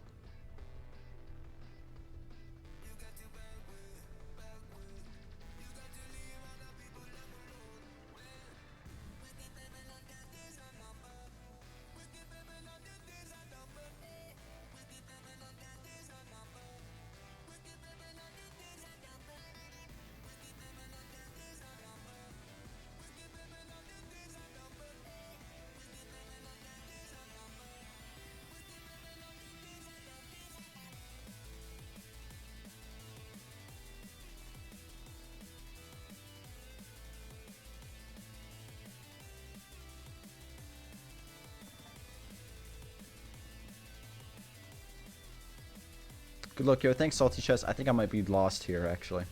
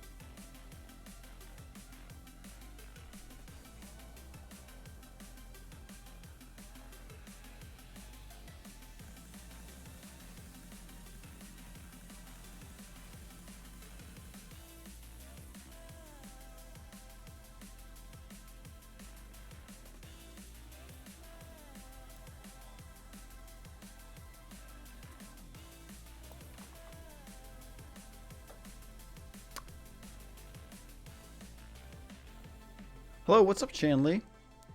What's up, dude? Don't want to write move, but I think you have something. Maybe. Wonder if there's a way to get the bishop in the game. Seems like he's doing nothing. Yeah.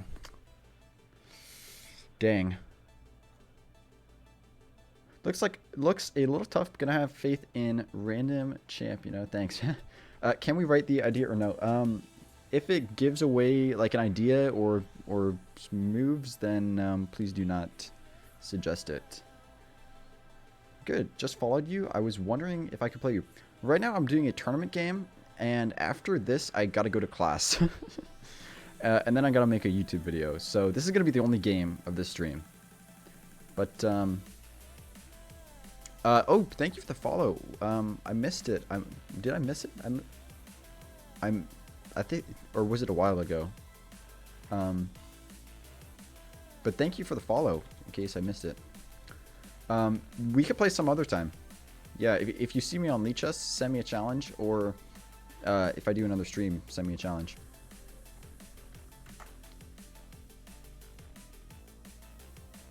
Can I add you also? Yeah, just add me on Lichess, or follow me on Lichess. I also have a Lichess team. I play mostly on Lichess. I play on both sites. I play on Lichess and chess.com. I could try 45-45. Any slow time control really is good for me. What's my name? There you go. Here you go. On Lichess. That's it. And I have a team on Lichess too. So join my team, and also if you're not already, make sure to join my Discord and subscribe to my YouTube channel, because I upload instructive chess videos every single day to my YouTube channel. So do that. You play on Lichess, but starting at 1500 scares me to death.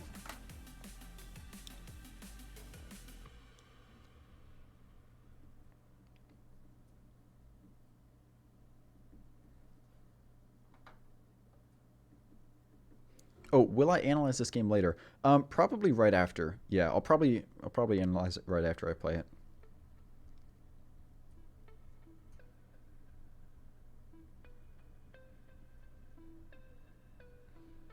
You'll be rated at your level in just a few games. You should not worry about it. Yeah, shallow chess is right. Shallow chess is right. It's not like chess.com where it takes forever for your rating to become accurate. You are C-Lap 40, by the way. Sure. Okay, good to know.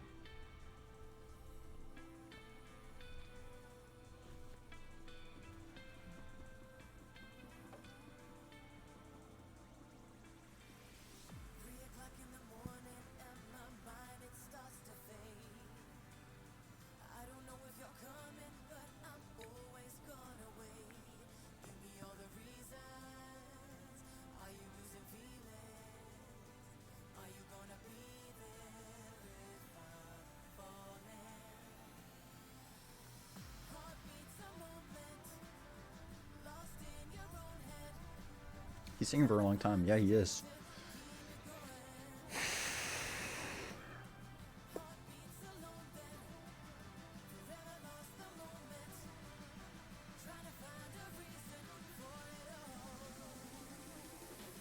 Maybe I'm not so bad after all. Thank you, man. Thanks. I think I'm still lost. Not gonna say why, but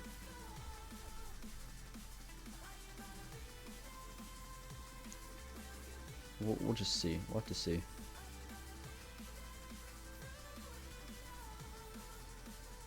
Hello, Mr. Obsessive Tactics. What up, thinker teacher?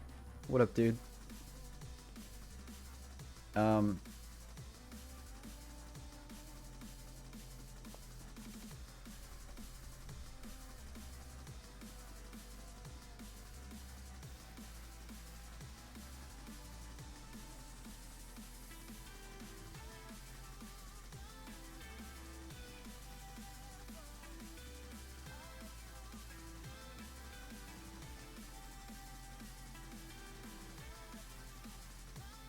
Is that a blunder?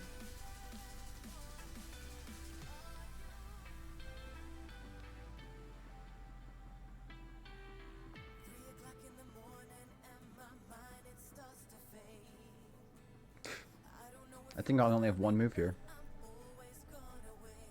Let me just check my other moves, though.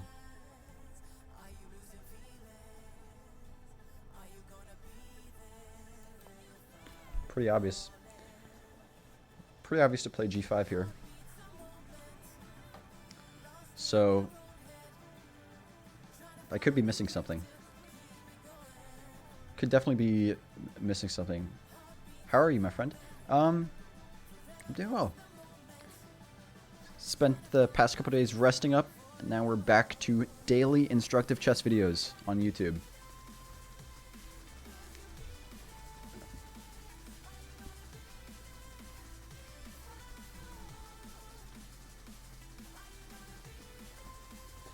Great to hear that. I'm happy to hear that from myself, too.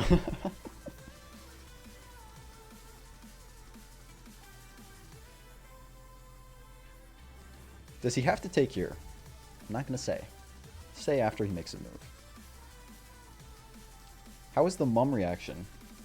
My mom found out that I was doing that because she watches my YouTube videos. She didn't know I had a Twitch before that because she only knew I had a YouTube channel. And this is actually going to go on YouTube, so if she watches this whole video, then she'll hear about this conversation. But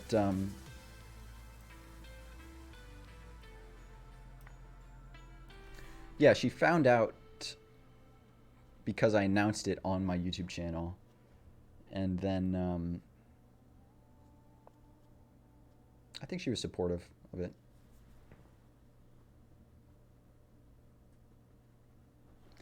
Okay.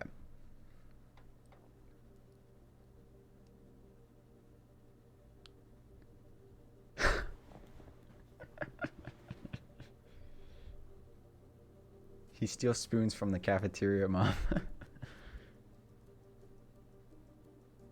I mean, is it stealing if they're free? I even confirmed that publicly. No, okay, it's not like, it's just I need an extra spoon. It's not like you have to buy the spoon. There are spoons for taking, and I needed an extra spoon, so I just took this. I just nabbed an extra spoon from the cafeteria so I could eat my yogurt without buying a box of 100 spoons. So I could use like 3 of them. It's not stealing. It wasn't stealing, cause okay, we're done talking about this.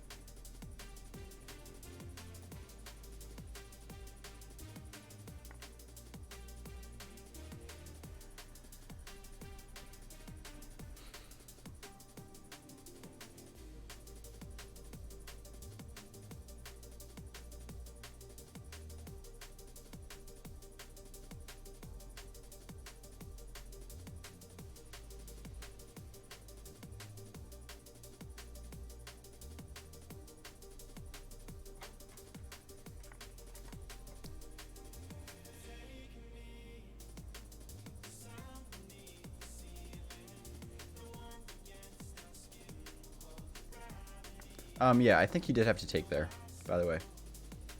And now here I think I only have... Maybe I have 2 moves, but I think I only have 1 move. Yeah, I only have 1. Basically, I'm just searching just to make sure I'm not missing anything.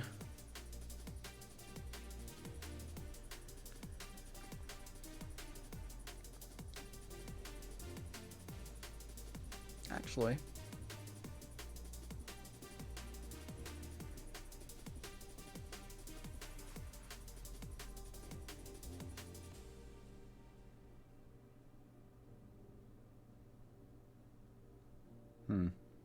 Okay, so I wanted to go bishop c3, and the problem is you can't push this pawn because now this is a fork, and if you block with the bishop, if you block with the bishop, then I just move my knight.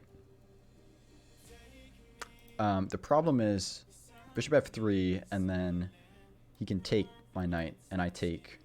And then he has... Oh, wait. Maybe it works. Maybe it works. I thought knight e4 doesn't work because I have to take, and then I lose my bishop and then this pawn.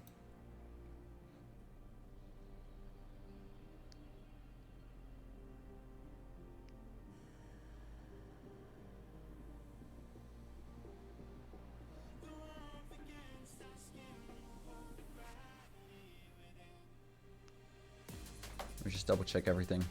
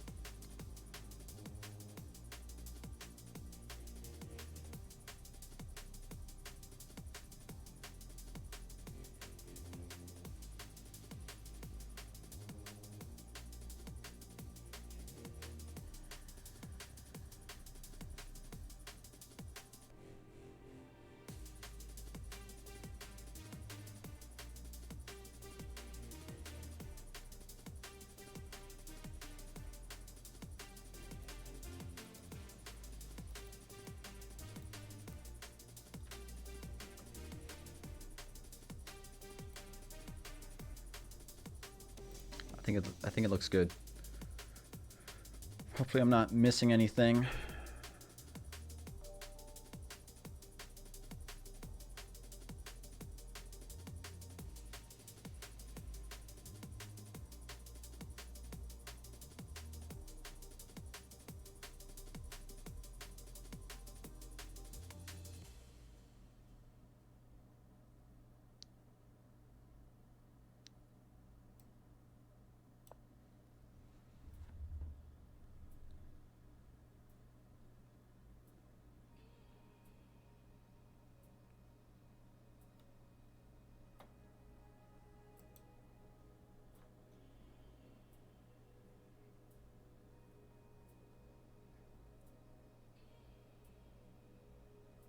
Happy to analyze with you after if you're interested. This game had interesting ideas. Yeah, I agree.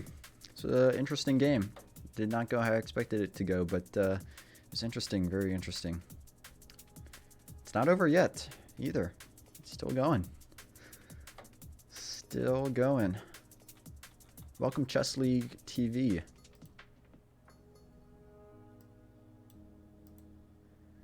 Yeah, if you join my Discord, we can get into a call, and we can analyze this together after this is over.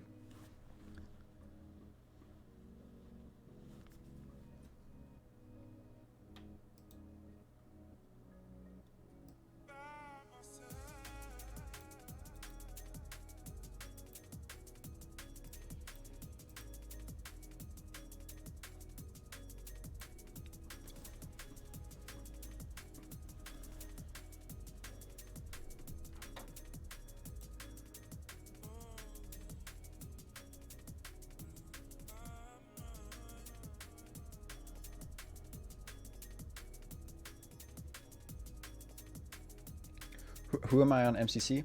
Arc G3 is my Discord. What time control is 45-45? Is it classical chess? Yeah, I think 45-45 is pretty universally considered classical. I mean, maybe some people could argue that it's rapid, but I think pretty much everyone is going to agree that it's classical. The only people who would be arguing that 45-45 is rapid are like probably really old chess players who were around when like the world championships were like 12 hours for each player.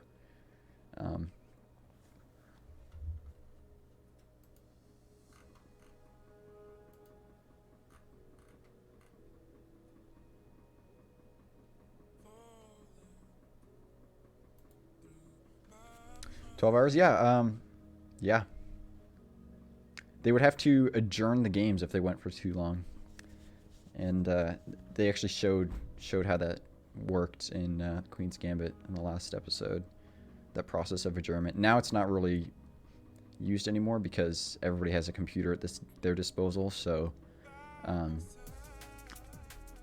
it doesn't really happen.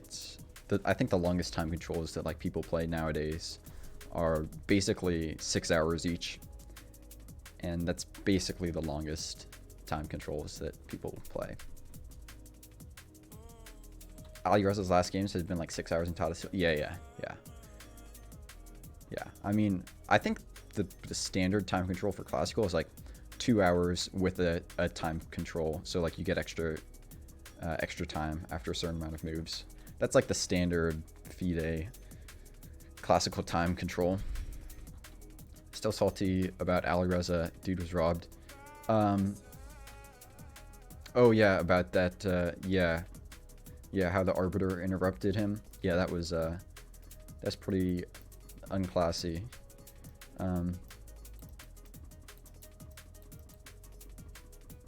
But you know, I try to think that like people make mistakes, and so obviously the arbiter, like now he knows that was not an appropriate thing to do, but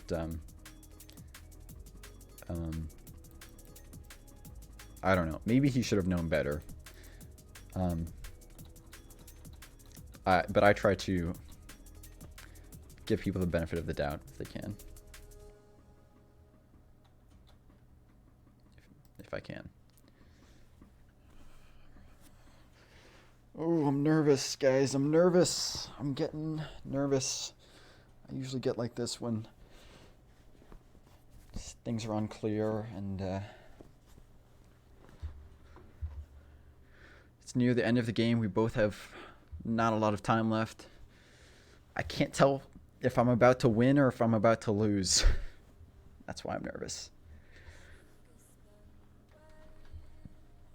I doubt this game will be a draw at this point anymore. I doubt it will still be a draw. I think I'll either win or I'll lose.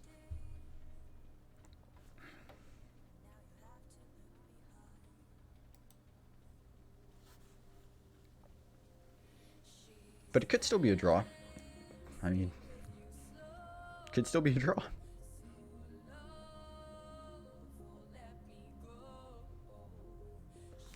Yeah, he's taking a long time. Oh, wait, we missed it. Oh, we missed it. He was at 420. I was at 609.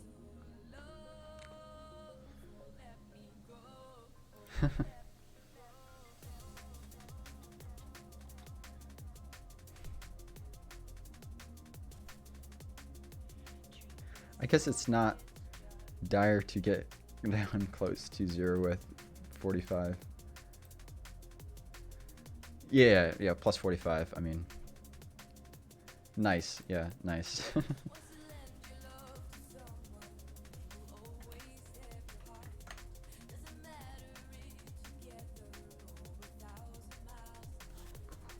still nervous, guys. Come on. I told my teammate I was gonna win this. I told one of my teammates I was definitely going to win this game.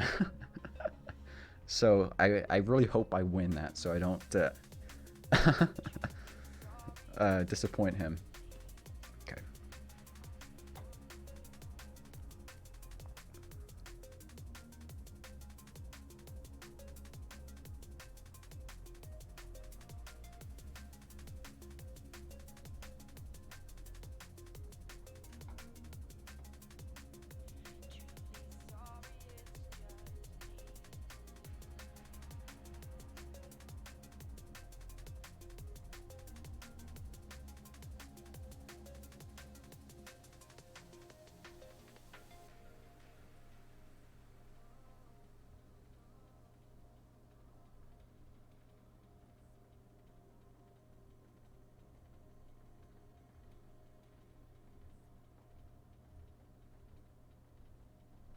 Okay, it might be a draw, actually. It actually might be a draw. It might be a draw here. Yeah, it might be a draw.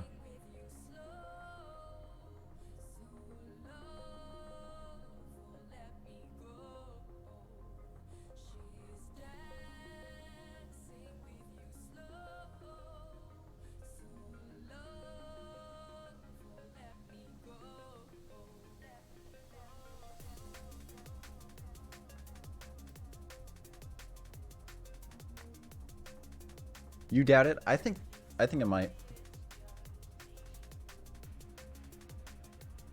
That's right, don't forget.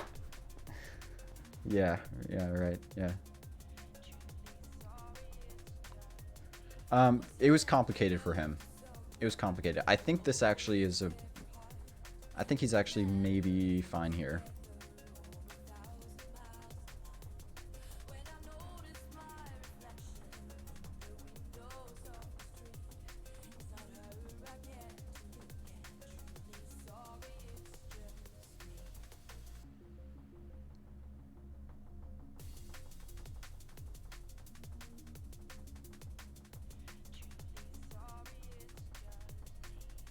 Wait, what am I doing?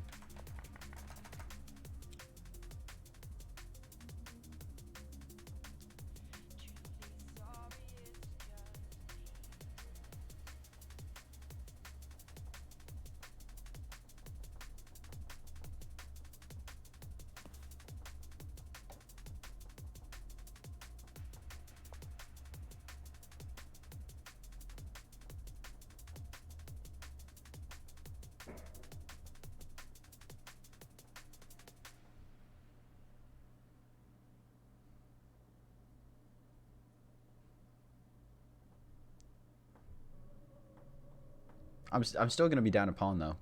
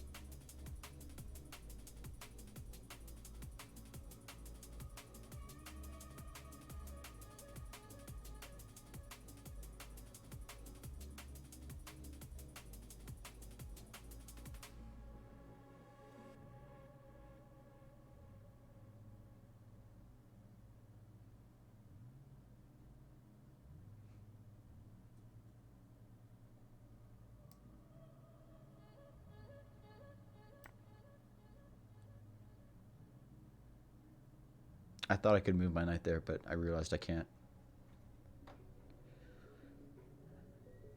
Yeah, I don't think d4 worked. Pretty sure d4 because just rook takes h3. And then there's two guys, and I still can't unpin my king.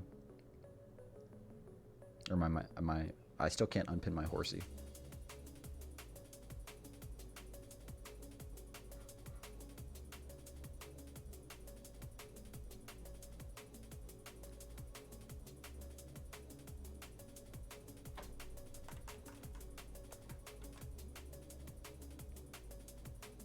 No, he just takes twice, just like this line.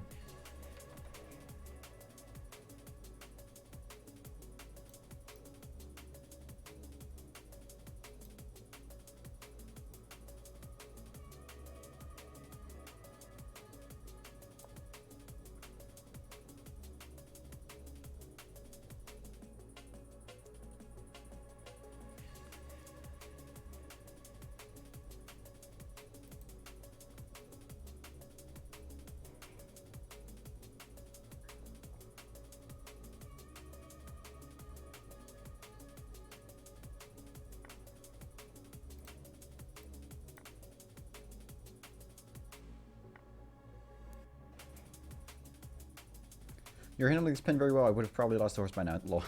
Thanks. Thank you.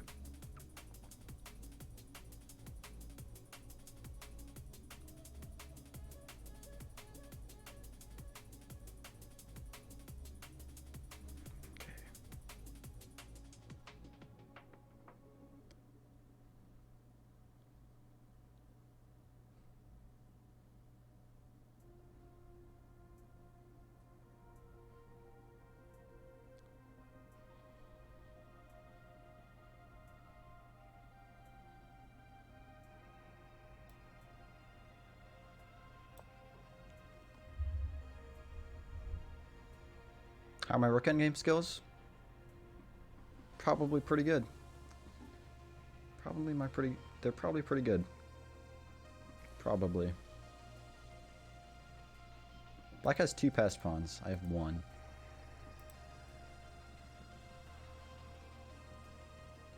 You think it's winning for black?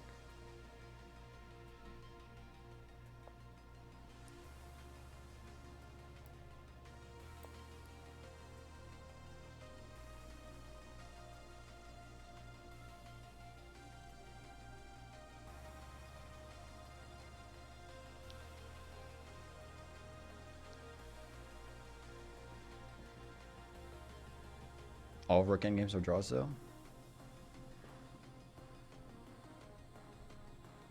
I mean, yeah. If the pawns are close. But one side has like 3 pawns and a rook, the other side has just a rook, then that's not a draw.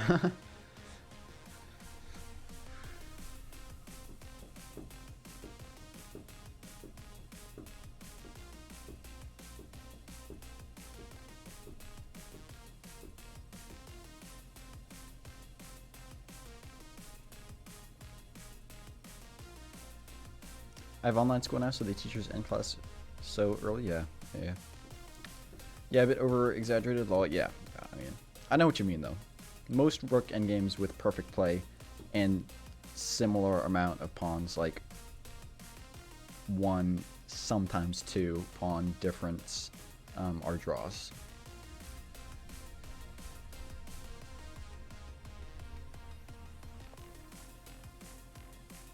Yeah, that was a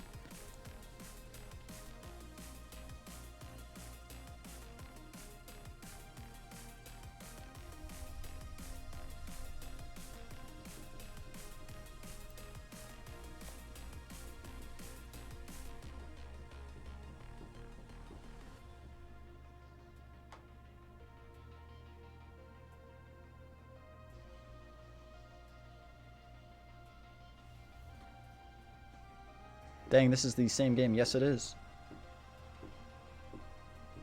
Where did I study my endgame? Dvoretsky's Endgame Manual.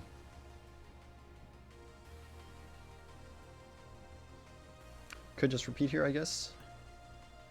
I wish I would do that, but he can come to a3. So.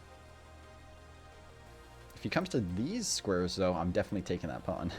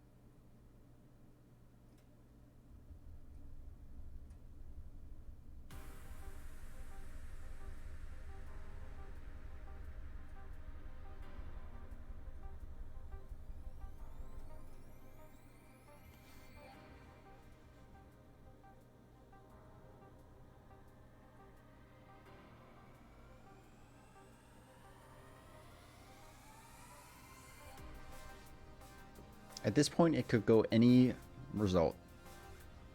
Any result is possible here. When did I decide to do the puzzle marathon, by the way?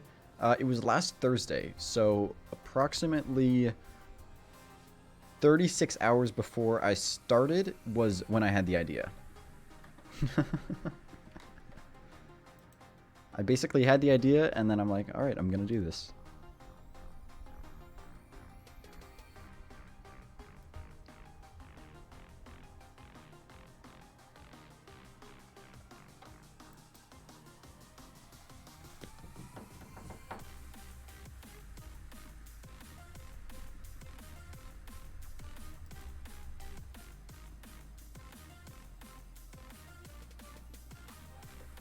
Do I have intentions of promoting my D-Pawn, or am I just trying to kill the game?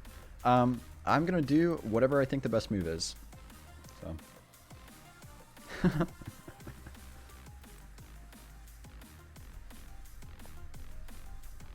Alright.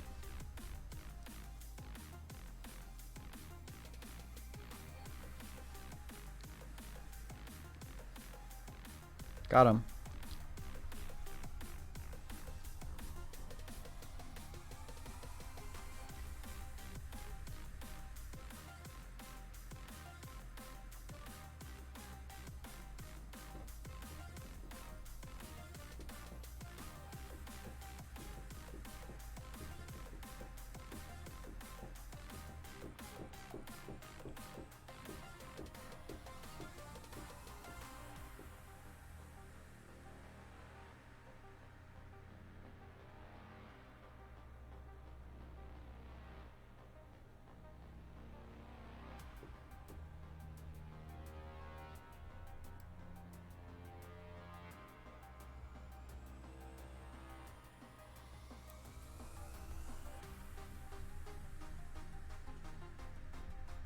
Hello, hello. What up, Cap? What? What up, Cat? We're just doing a slow game of chess here. This is a 45-45 game. So I've been playing for the past 2.5 hours, basically. And now we've gotten to an equal-ish end game, where I have to work to make a draw, but my opponent could still mess up and lose. But I could also still mess up and lose, so it's complicated. Right now I'm trying to decide between two moves. Is Cat half OG? Cat is friends with Captain Domo. And Captain Domo was like, he was the first guy I met on Twitch, and so I support Captain Domo and Cat and Shalaluya, who are, they're both friends of Domo, and so I try to pop into their streams when I can, because they were really the first people I met on Twitch. So yeah, she's OG.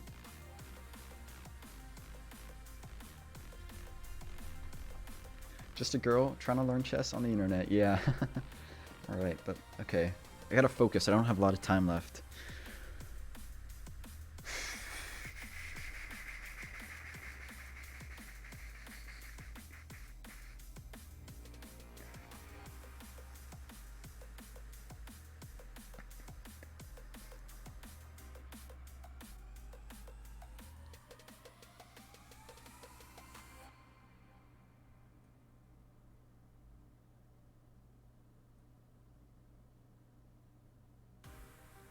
I think I gotta go here.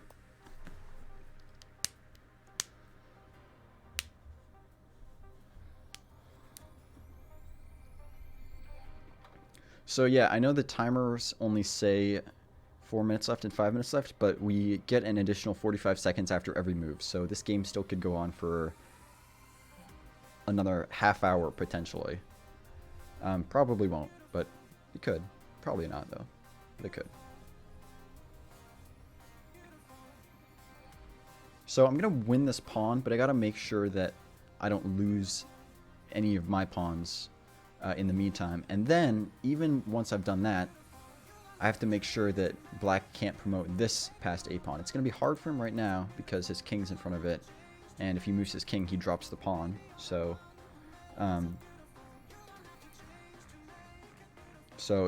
it's complex. I also have this pass D pawn, which could maybe have some threats of promoting.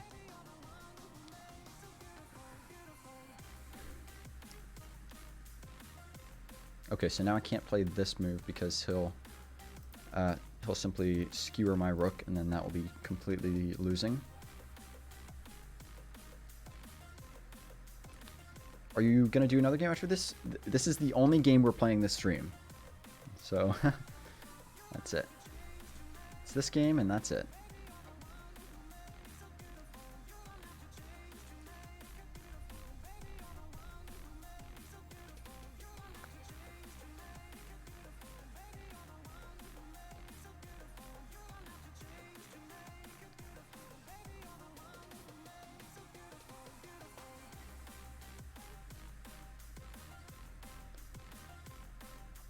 He's going to do 10,000 tactics after this game.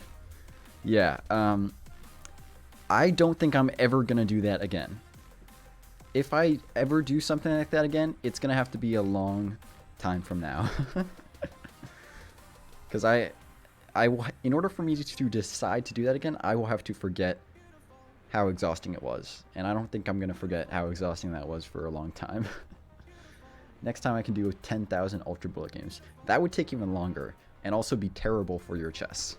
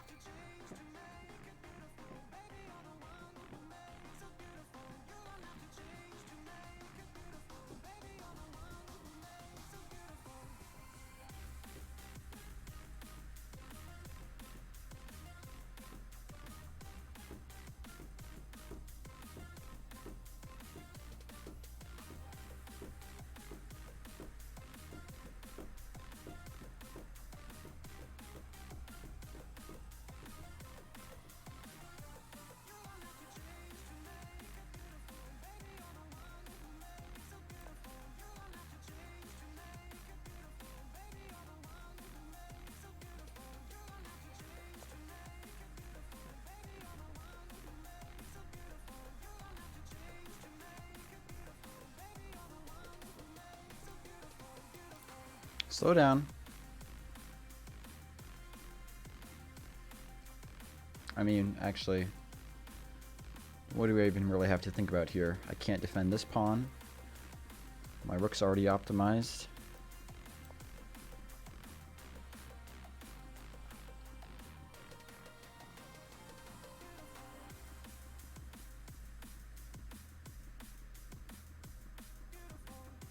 I guess I could have thought about this move.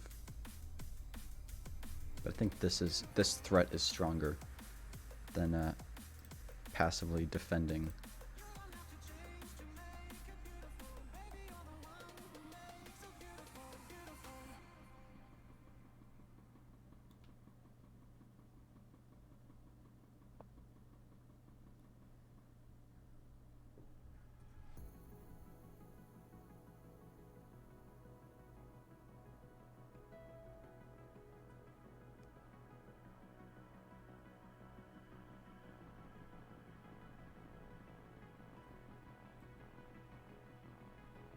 I think it's a draw now. I think it's a draw after that move.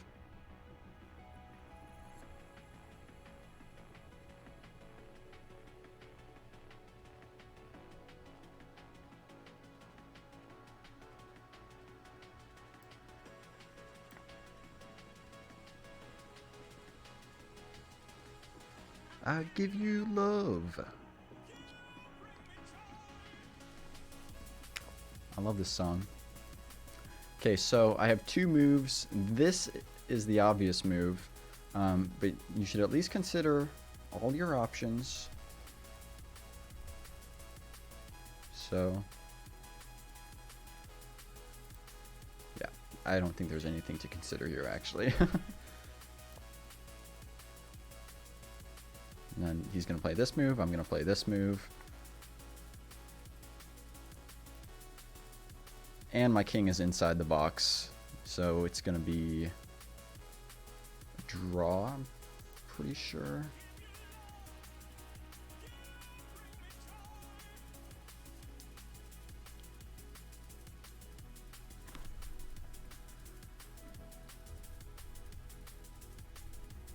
Is that the box Magnus said he didn't learn? That's what I'm talking about. The problem is his king's in front of the pawn. It's complex, still complex. There's only 6 pieces left, but I still don't know what's up. Whoa, whoa, there's a box. Whoa, there's a box. Yeah. This is not making me feel comfortable.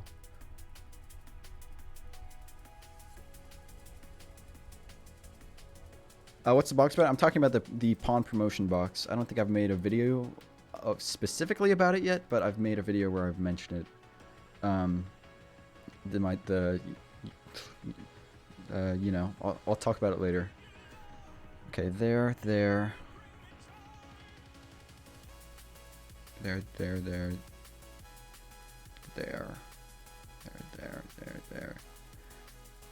No, that loses.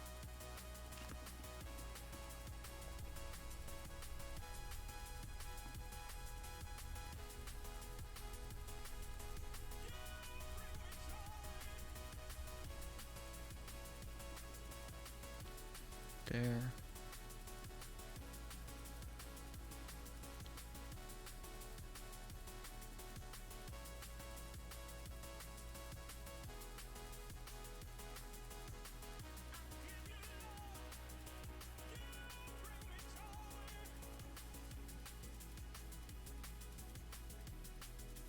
I gotta try for this move.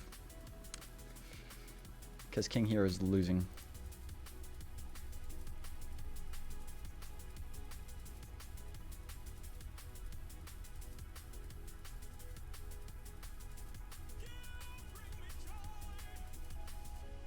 So, if king here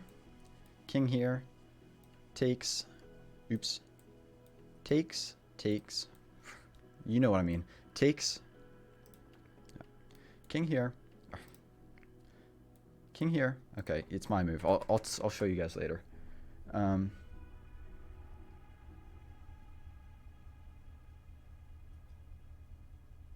Okay, so I have the skewer, but it doesn't work because he gets to promote.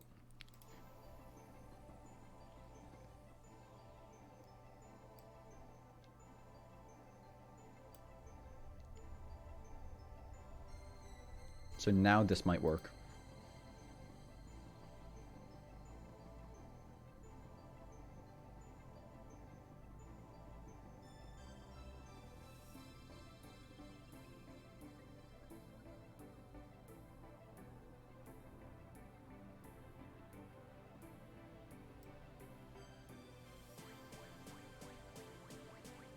But I think this is a simpler draw. This forces rook d2, and then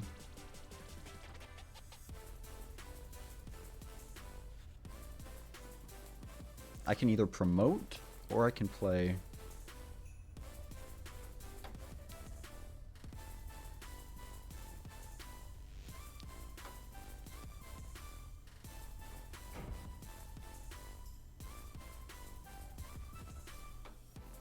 Okay, now, okay, I thought he had to play rook d2, but I guess this move also works.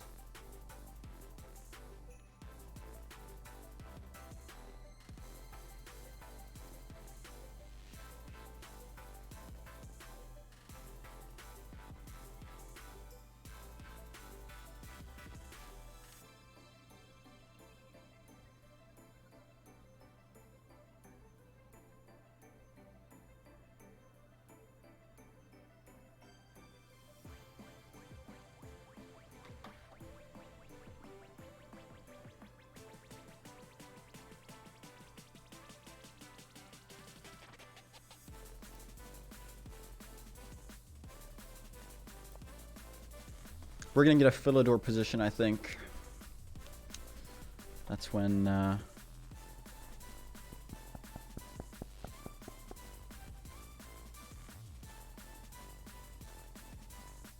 You know what would be a good idea?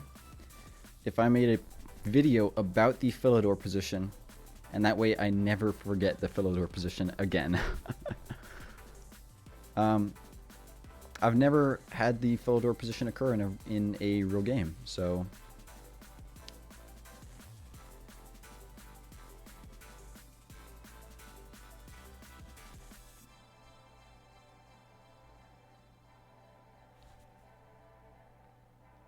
Oh, whoops.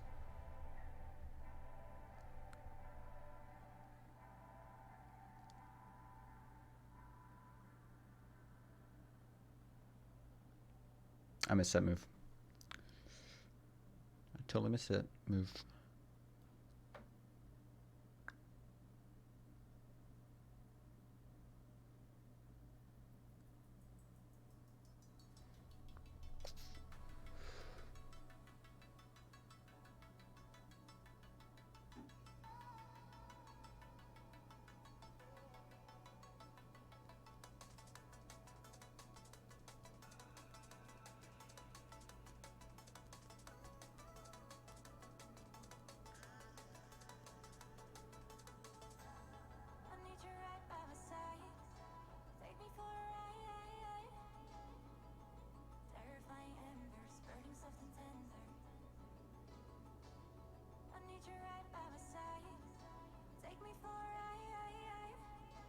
Yo, do you have any tips for the London middle game? I always get wrecked. I'm assuming you are facing the London and not playing the London, in which case, check out my video. Not playing it? I would not recommend that. I would not recommend doing that. Yeah. You can do it, you can, but if you want to really understand chess, I would not recommend playing the London.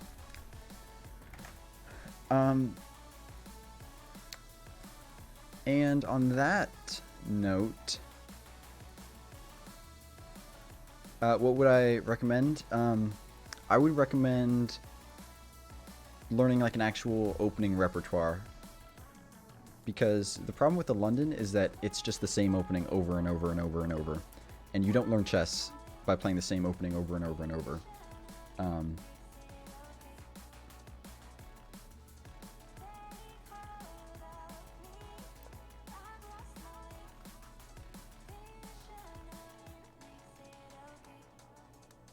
You learn chess by learning a bunch of different openings, and then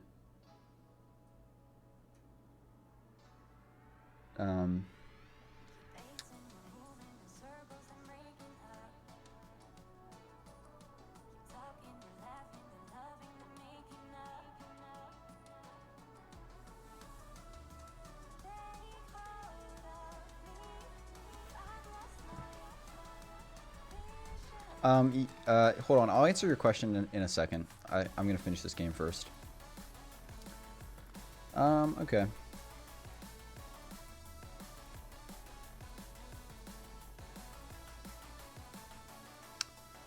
So this is gonna be a loss, probably.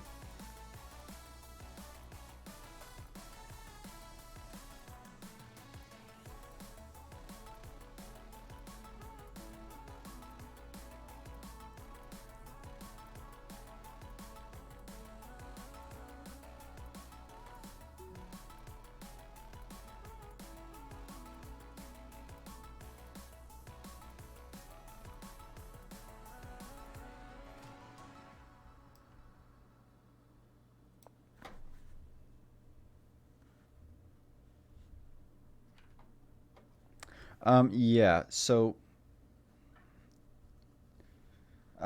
yeah, the London is not a very good opening to be playing as a beginner or intermediate. The only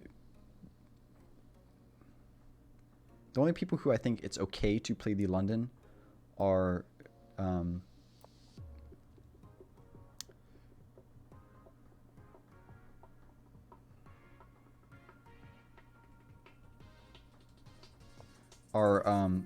really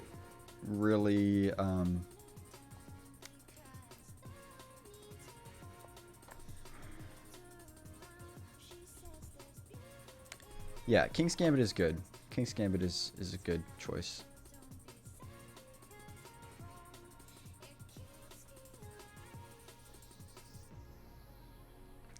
If you actually watch my London video, I explain why I don't think it's a good idea to play the London. It's like one of the very first things I explained in that video. So, so if you want to hear my answer about why it's not good for beginners or intermediate players to be playing the London, just watch that London video that I put in chat.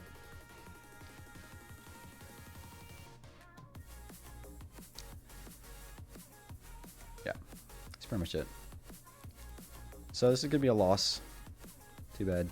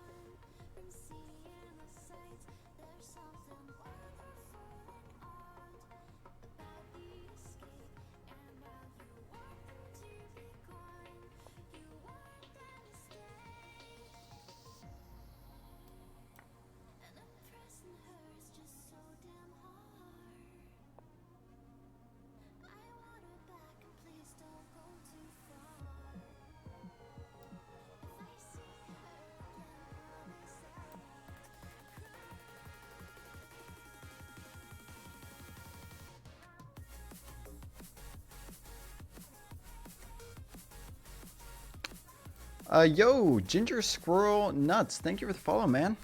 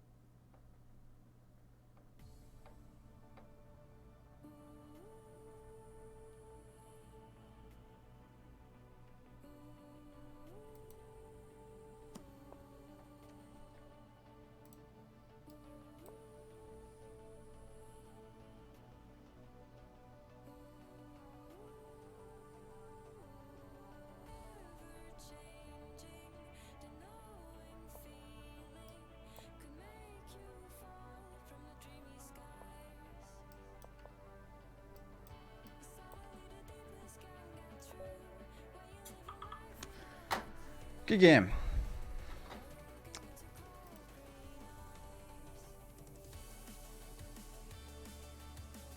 Dang it.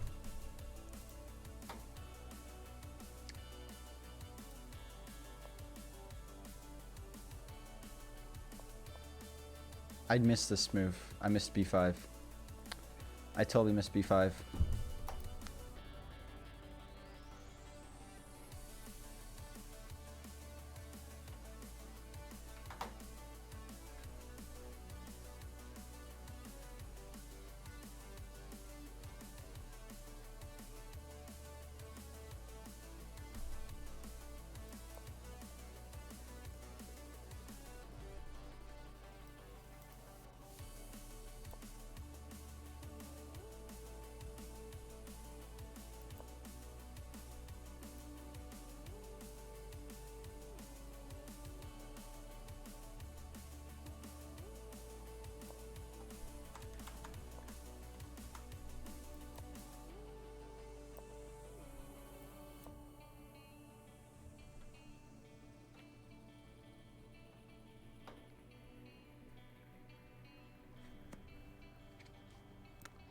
Dang, bro.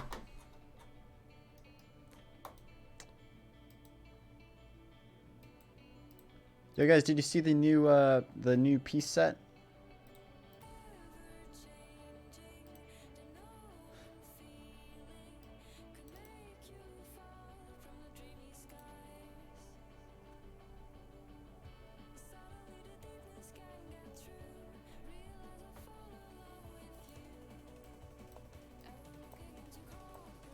Should we play a game like this?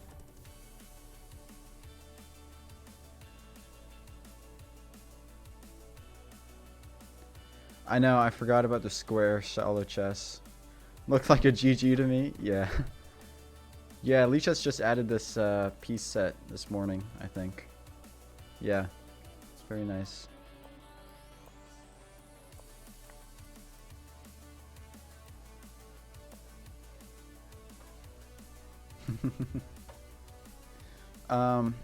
Alright. Okay, we'll analyze. We'll analyze and we'll switch. Oops, we'll switch back to the normal set of pieces.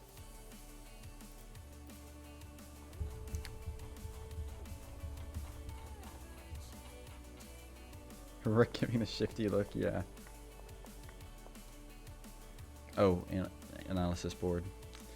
Yeah, okay, so we both played the opening very fine, very fine. This is all even. It's even still even. And then here, yeah, this was an inaccuracy. Slight inaccuracy. Not sure why. I'll need to look at this game with a coach for sure. This is black is slightly better, tiny bit better for black, and then after I gain the bishop pair, it's back to even. Oh wait, no, sorry. This is a blunder. This is a blunder. I should have played rook gf2, and I can still pick up the bishop pair later on. I guess I needed this knight to get out of the pin. I guess maybe I should not have traded this knight for the bishop. Yeah, black's winning here, and then yeah, knight f6 was a blunder here, which like I thought it was. And then black's still slightly better, and now we're back to even. This is even. And that was a blunder by my part. I had to play rook g5, rook takes h3, b4, c takes b4, a takes b4, bishop takes b4, rook takes g6. What about this move then?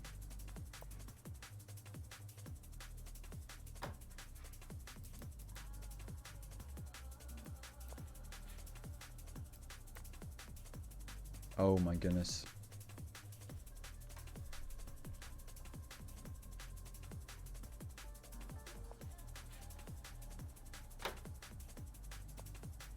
I'd miss this. You could regain the piece like that. Yeah, didn't see that. Otherwise, I probably would have went for this line. Here. Takes.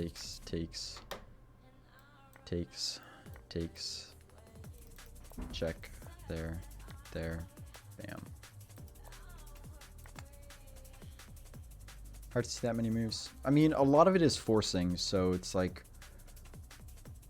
I mean, like, I got to here, and I saw here, and I'm losing the piece. And then I didn't bother to calculate further. It's not a capacity. I mean, actually... Here I just didn't see it, but... Yeah, I just didn't see this. Same file. But, okay. So I played... the immediately b4, which is a mistake. Black is slightly better, and then yeah, here I was expecting like bishop here or bishop here, and a5 works too. But he took, and I was happy to see that. And now this is even again, even. That was a mistake, which I realized after I played it. But then g3 was also a blunder. He blundered that back. And then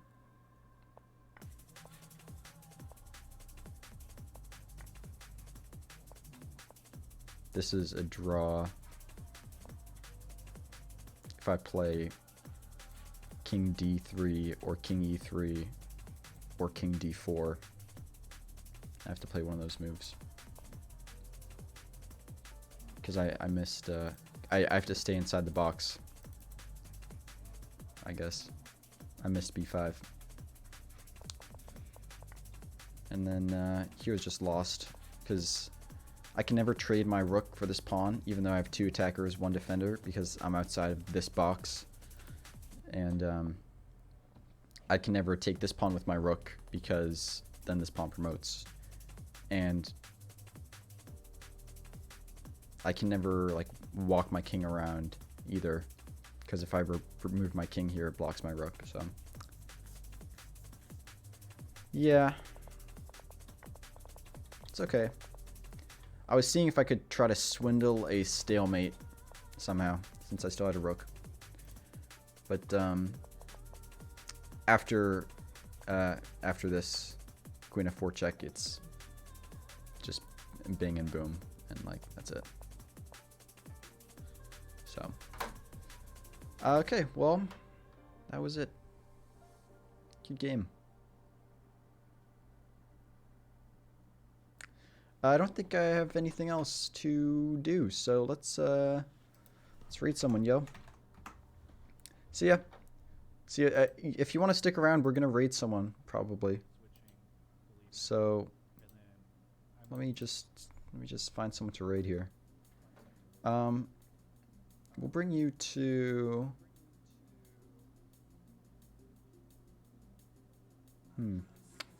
What do I? Does anybody have any recommendations for who we should raid?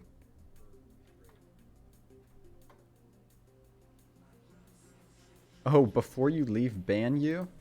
Okay, I'll ban you.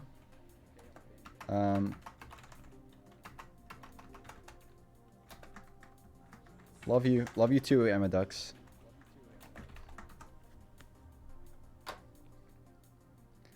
Okay, let's raid. I want to raid a chess streamer, so we'll raid the Charlotte Chess Club. Charlotte Chess Club. Oh, raid Lafong? Is he streaming right now? I don't think he's streaming. Oh, he is. Oh, I'm not following him for some reason. Okay, yeah, we'll raid Lafong.